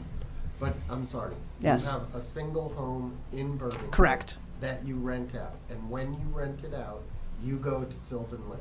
Correct. Okay, thank you. Yes. Thank you. So it sounds like, can I ask a question?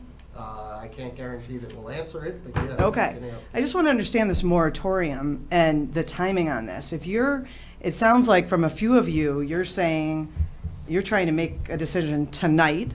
You were trying, but that's not going to No, happen. we're trying to give direction to the planning board.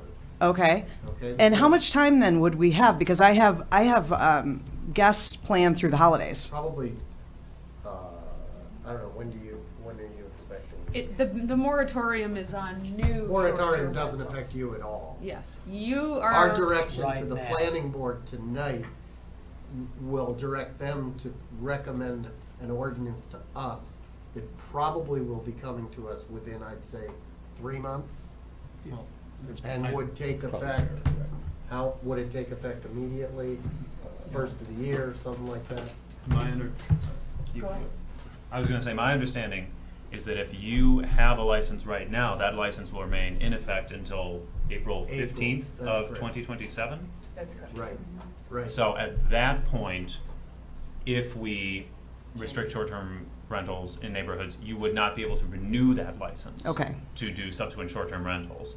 But anything, assuming there are Okay, not so I don't have to some other cancel issues. on anyone currently Not for through- the not next through the year. holidays. And what no. I would suggest you do is build a case for us to consider the carve-out that we already were inclined to do. The reason we're deciding tonight not to direct the planning board to look into that is because it's too complicated. Mm-hmm.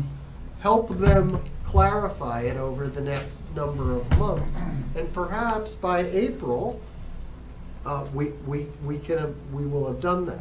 But we're under pressure from a much broader community to do something about short-term rentals in general, and including the bad ones, right? Yeah.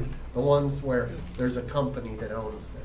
And we can't say to the people who got shot up, sorry, we're gonna take a few more months because we gotta work out this issue. Yeah, I understand. I do Okay? understand that. Yeah, I was feeling like this was going to be a very quick decision, and that was upsetting. Yes, So, I can thank you understand. for clarifying that. Yes. And But do put your heads together with some other folks and say, how can this be done? How can it be enforceable? How can it keep the good and keep out the bad? Yeah, I think it's personally what I see, and I appreciated what you said about, people coming here and saying, gosh, this is a really nice place to live. Those are the people that we have staying with us. Again, they're mostly families. Thank you. All right, thank you. Just David Nguyen, by the way. You've seen me before. On TV. Yeah. They come to knock on my door for some reason. So I want to say I'm glad you're not getting hung up on the districts. I think we don't need to do that. I think we just have to say no more, okay? I think a mixed use, the idea is that there are residential places in it. If it becomes a short-term rental, it's commercial, strictly, okay? It's for making money. On the rental maps, I saw the rental maps. I think if we could publish those somewhere on the website so everyone could see them, I don't know if that's possible. They're already published. Are they? Can you have a list of addresses? not owners, but addresses to go with it? We do not have that at this time. Okay, I think it would be helpful because part of the enforcement here is the neighborhoods understanding the rental properties in their neighborhoods. And if they have the addresses and understand that, we can monitor the situation. Short, are you suggesting short-term? No, I'm rentals? saying that Or all they, all rentals, because to be quite honest with you, there are people that are gonna go around the rules, right? And we're gonna see traffic and maybe someone's not registered, the address isn't on the list, or they're telling you it's a long-term rental, but they're using it as a short-term rental, okay? I don't know if you can publish those addresses, I don't need the owner's names, but I think it's good for the neighborhoods, it'll only help you to enforce. There was a lot of talk about density, I think that's a future issue.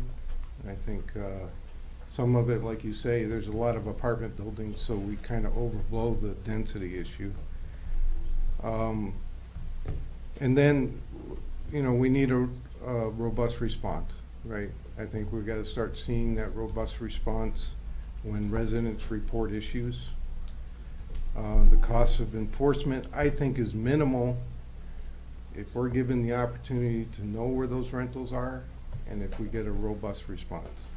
Okay, I don't think anybody in the city is going to hand over a list to you, but we have a thing called the Freedom of Information Act, and you can submit a Freedom of Information Act request to the city. There may be a fee for fulfilling that, and it's gonna be a snapshot. It's not gonna be like No, I think access to a it's database something you that's- only have to do once a year. Every year Well, we have. I'm inviting you to submit a Freedom of Information.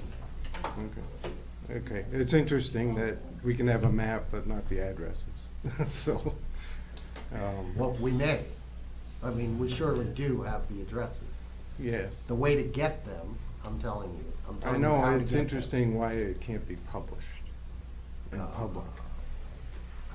There's a lot of information the city has that it does not publish. Okay. I personally, I think that's getting very close to a line that some people may think is crossing the line. But Maybe look into it. I'll definitely file it if I need to, but it would be good to have those. It helps with enforcement, okay?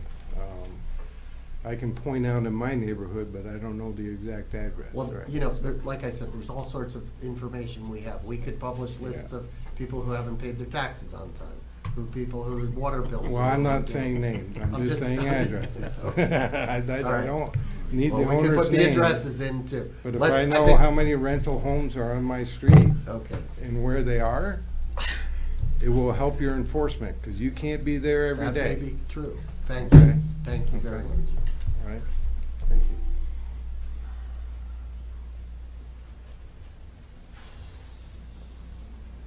Hi, I'm Andra Sandy. I am a Birmingham resident on Suffield Avenue. I do own 3 short-term rentals in the city of Birmingham. And I do want to say that in the last few months, what happened on Lincoln, what's happened this weekend, it's been appalling, terrifying, and it's just absolutely been unacceptable. But I think there are things that we can do, actions that we can take that would greatly help, because I am in favor of regulations, ordinances, because I don't want my neighborhood unsafe. I don't want to be having my neighbors in danger and just all the chaos that's been happening. Our guests have been phenomenal. Superhost as well. A good majority of the people who stay at our rentals, it's actually Birmingham residents, many of them, or in the very, Beverly Hills and really close by, who their homes have been flooded. They've had some kind of thing where they've had to do remodeling.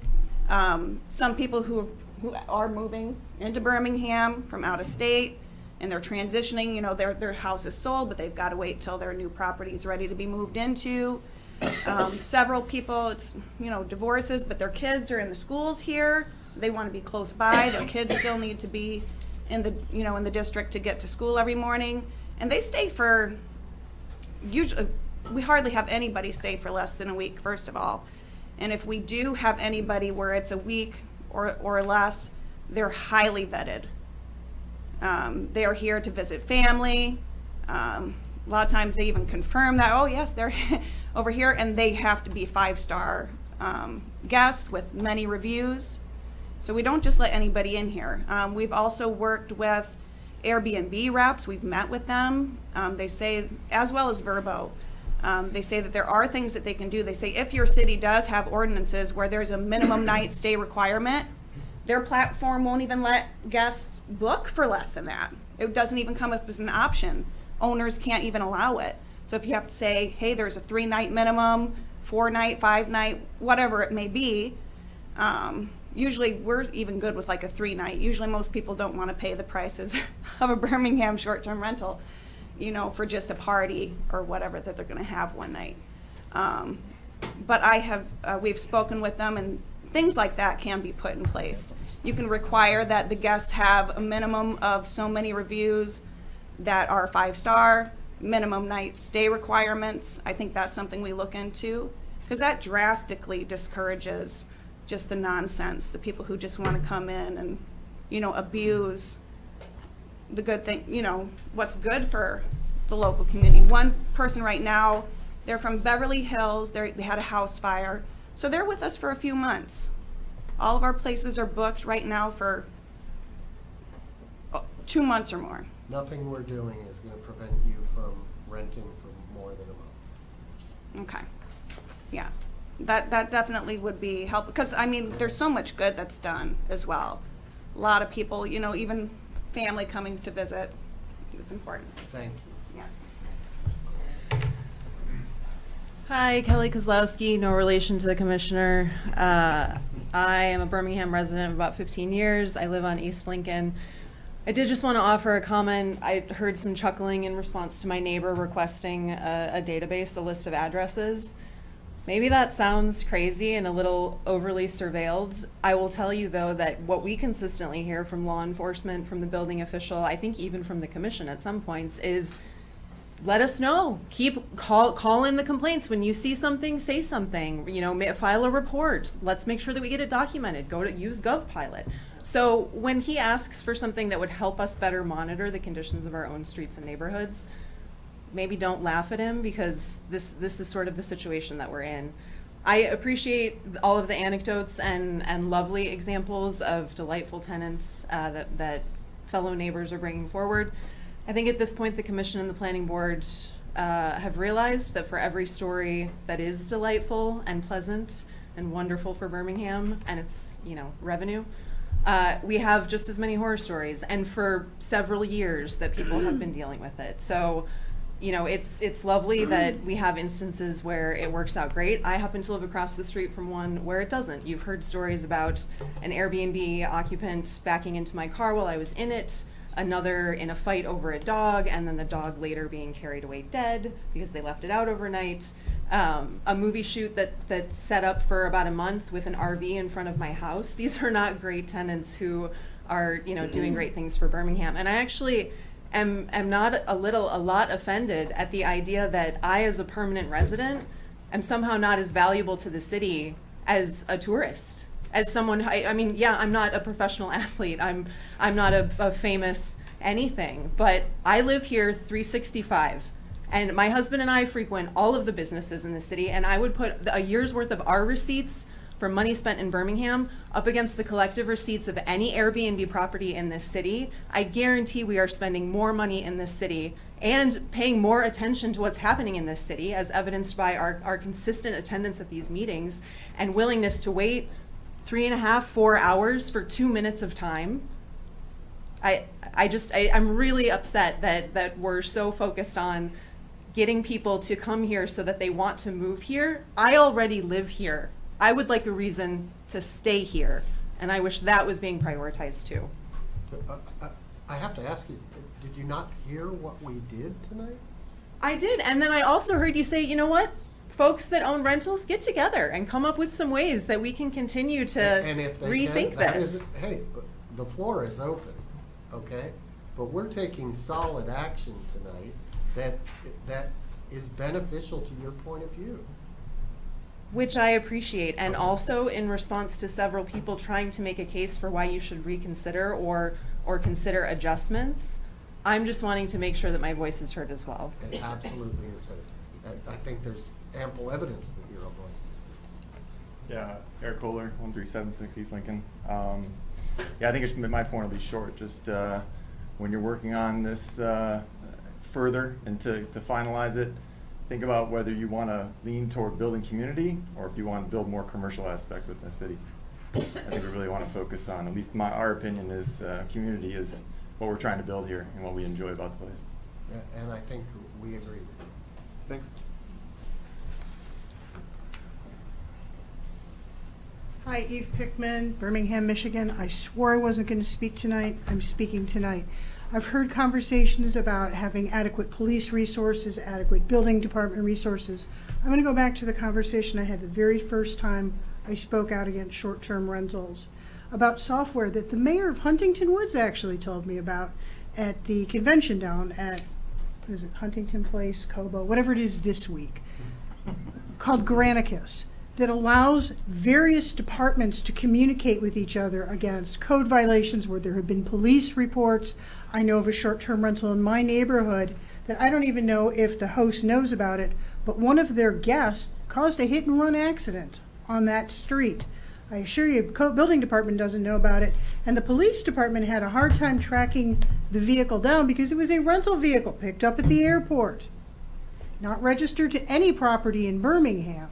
So that was a whole 360 chasing my tail thing. So let's not worry about maybe bringing on more officers at night and relying on relationships with partner communities in Oakland County.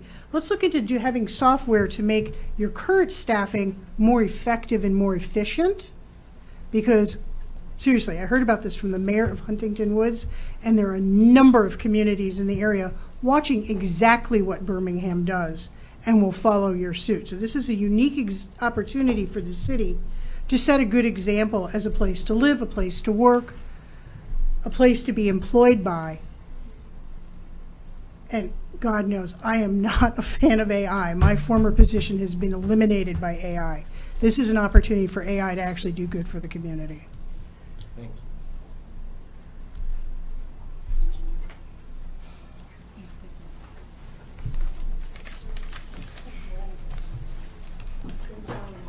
Jonathan Hoffley, 443 Wellesley. I know the meeting is about two things, which is short-term rentals and zoning. And I know there's a comment about dealing with mixed zone. Okay, go ahead. I just want to make the comment that dealing with the STRs in these other districts, I'm having a hard time understanding that in light of the possible changes to our zoning that are upcoming that we're considering is the other part of the meeting. So that's just the one question I had as a resident. Like, if we say in our current zoning, you know, there are areas that might be in question as commercial or mixed or whatever, if those areas are going to be changing upcoming, would people be, you know, not anticipating STRs that could end up in those areas? So does that make sense? I don't think we're anticipating. Do you want to answer that? I don't think we're anticipating a lot of. I'll just say that I hate to make absolute statements. No, it's fine. I don't anticipate that we are changing zoning in any of the mixed-use areas. I know enough to be dangerous about the topic. I just the know zoning there's- ordinance amendment that we're talking about is really simply bringing it into compliance with the new master plan.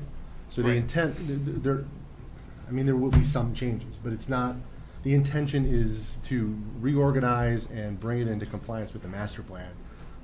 So, it's a valid question, but Yeah, I don't I just know there's unintended consequence. see that as an issue. Good Thank you. question.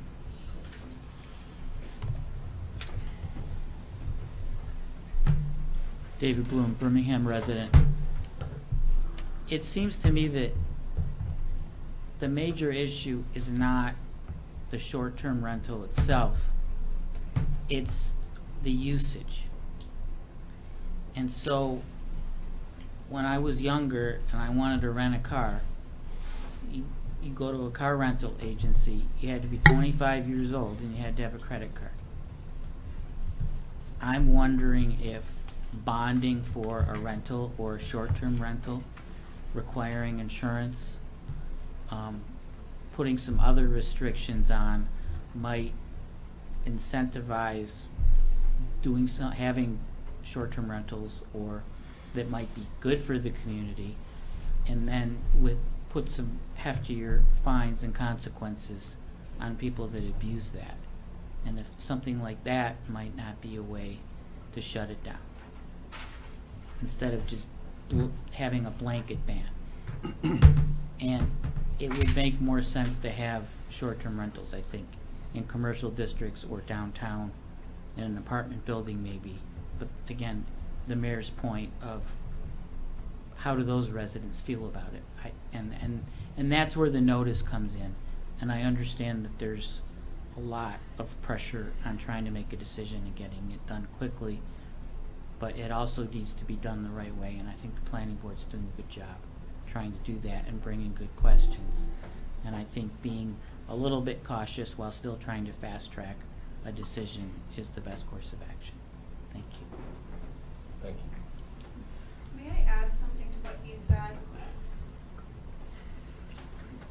I also, in addition to some of the other things that I know the platforms can require, you know, the minimum night stays, they can also require a minimum age as well, and require that the ID and things like that be uploaded to. That's just something I wanted to add, that is, if the city says that they want to do that and the rep knows it, it won't even be allowed when they try to rent.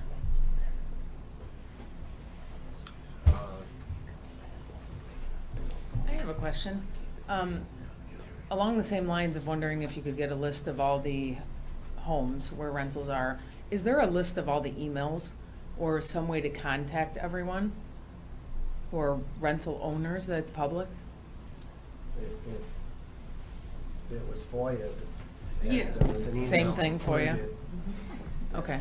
And as far as, you know, the next steps as far as owner occupied Airbnbs, and I understand what you guys are saying as far as, because when I got my rental with a license, you know, you have to live there for one day more than half of the year, and I understand how all that can work out. I'd love to offer any help I can to draft anything or think through or talk about the ideas. If I can help either the planning board or the city commission, I'll of course get with those that I can. I do believe there's a lot more likely people who are doing what we're doing, but they're not here. They're not aware of what's happening over the last few months, and I think they'll regret not being here. I will regret them not being here, because like you said, Andrew, I'm one of 22,000, and that's unfortunate for me. And I really hope that we can figure out a way to make it more possible, you know, and something that we could work out. So I want to toss it out there that if I can help in any way, I will, and I'd love to. And I will ask for that email list so we can try to find others. Advocacy is something you do. I get it, yeah. We don't ask you to be an advocate, so. And what do you mean by that? As in? I mean, you sound like you're offering to help. Mhm. And as someone who is effective as an advocate, it's not, don't wait for somebody to ask you to help, just be the advocate. Right, yeah. I've been trying to. Yeah, and, you know, this is why we're talking. Yeah, okay. Anyone else, please, quickly? Oh, I thought he was coming back. Oh, sorry. Online, we have? Not anymore. Not anymore, you gave up. Can we scroll to make sure? They would be Be at the top. All right. All right, so we're done with that topic? Are we done with that topic, short-term rentals? Can we take a 5-minute break? Okay. Well, I'm taking 5 minutes. Or a 2-minute.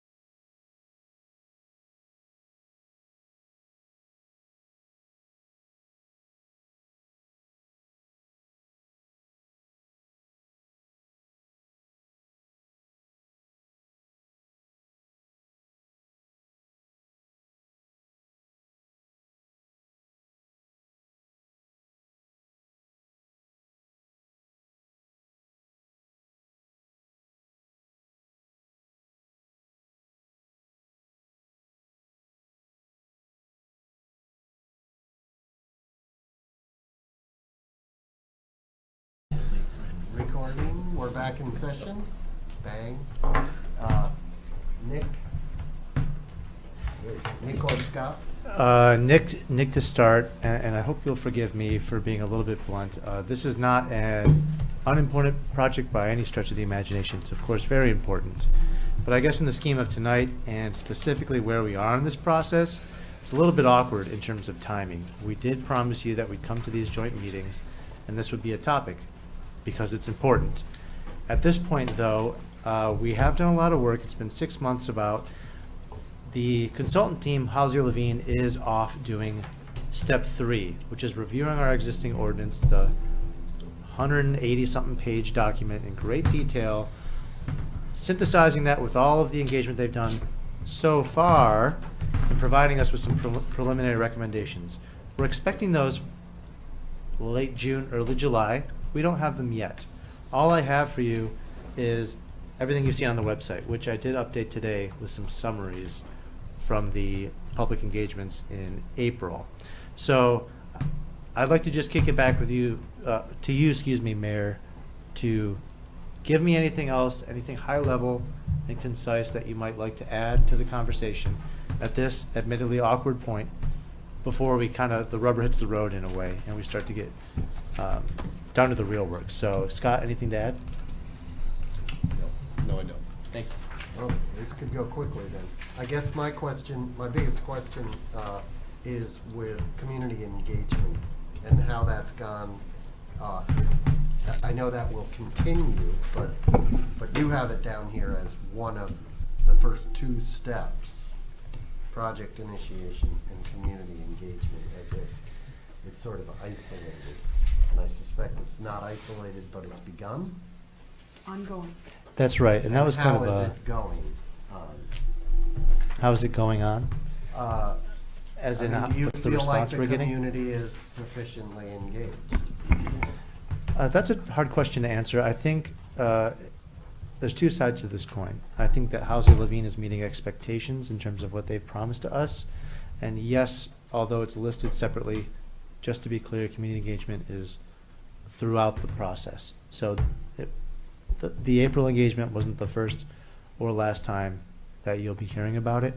I think that we could always do a little bit better, of course. We've got a project website. We've been, as I mentioned, communicating through the newsletter and things like that. We're talking internally about getting a little more creative about our engagement, because when these types of things come out, the existing zoning ordinance analysis, for example, this is heavy stuff, this is technical stuff, and we want people to be able to ask questions and understand it, because that's the most important part of zoning.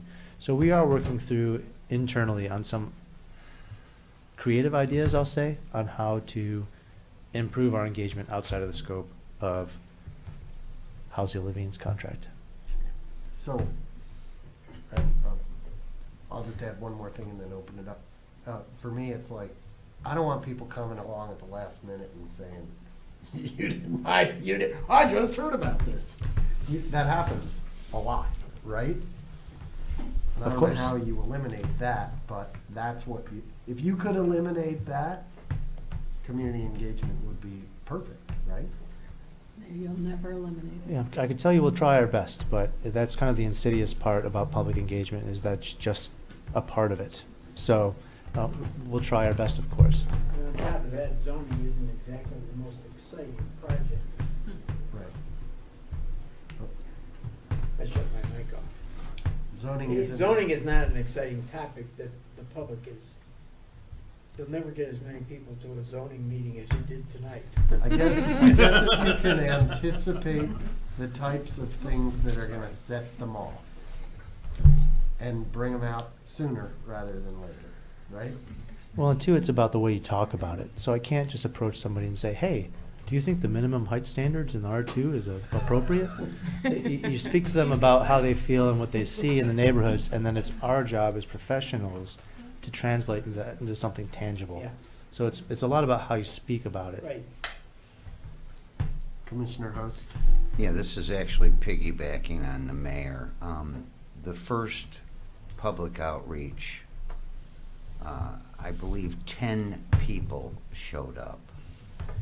Am I exaggerating, or am I underestimating? It was 11? I think that's a fair figure. Okay. And what you're talking about is the And public open house. have just you for everybody talked to know. with our consultant about how that, in a sense, was a nothing meeting? You know, it didn't work out. And you're thinking creatively.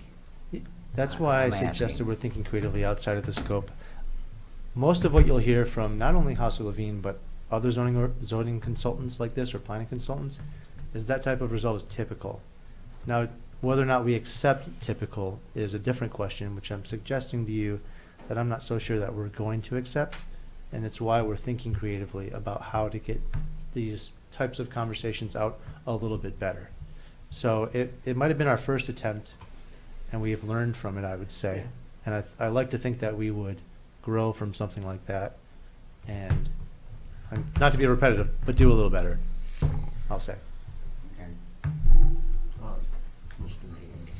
So just a general observation on the community outreach side of things for communication. And this is not a criticism of how we do it. I think it's just an unfortunate change in reality. And I'll use the example of the community survey.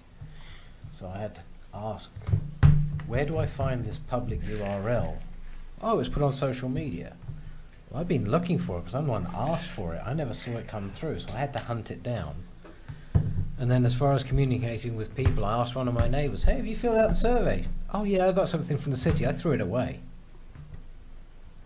So it's the problem that I see is not a criticism of us trying. It's the problem that there is so much information just flooding everybody. It's like the emails I get from my kids' schools. Good grief. Like 4 a day from each school. I don't read them. If you want something important from me, call me. So the problem that we're seeing here is just too much coming at everybody. And we flood an awful lot of stuff out ourselves as well. I mean, the flip news, I read it. But boy, it gets kind of long at 35, 36 pages or whatever it is these days. We have to all figure out how to try and condense this down to key messaging. And the key messaging is probably sometimes less messaging.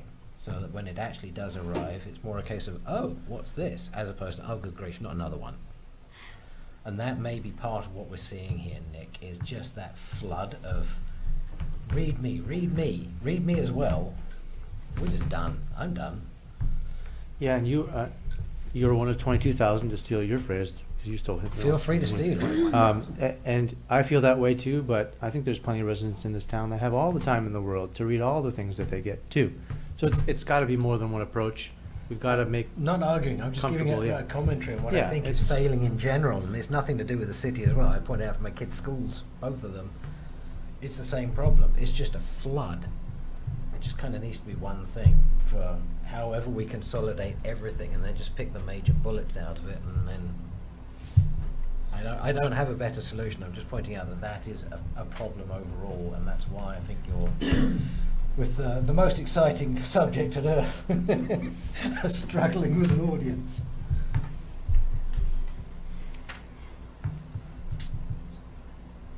So is that it? Yep. Hallelujah. We're short and sweet. Well, welcome to our world. Okay, any This is a short meeting. public comment on the zoning rewrite? Nobody online? Anybody in the room want to comment? Any further comment? from- Sure, as a former marketing. You'll have to approach the microphone. So as a former marketing professional, right, Bill? I'm not gonna say you're gonna make zoning sexy, but my God, they managed to sell adult diapers. How do you put a positive spin on something that everyone really is impacted in their life at some level, but really isn't interesting? Short and sweet is the answer. 5 key bullets. Zoning Tuesday, shootout a week. People know, oh, Birmingham's posting about zoning on Tuesdays and on parks on Fridays. And throw it out on social media, 5 bullet points. Want to learn more? Click this link and we'll take you into all 38 pages of this unbelievably dry document for the people who have time to read everything now. Am I not telling you the truth? You Okay, are. yeah. No, seriously. I do Look know. at it from marketing it. look at, seriously, adult incontinence products. If they're able to market those, you can market zoning. And I'm now going away. Thank you. So these proposals that are in front of the legislature to remove local control and dramatically change, you know, minimum lot sizes and things like setbacks. That's not directly related, but that's something that would get people. Oh. You think it's going nowhere, is that right? No, I just think it'll kill us. It would kill us. But my suggestion is maybe that's a way to draw people into the whole topic. Say, hey, by the way, we're doing this work on our zoning, which, by the way, might all be for naught if your state legislature does what they're talking about. Let's not go there.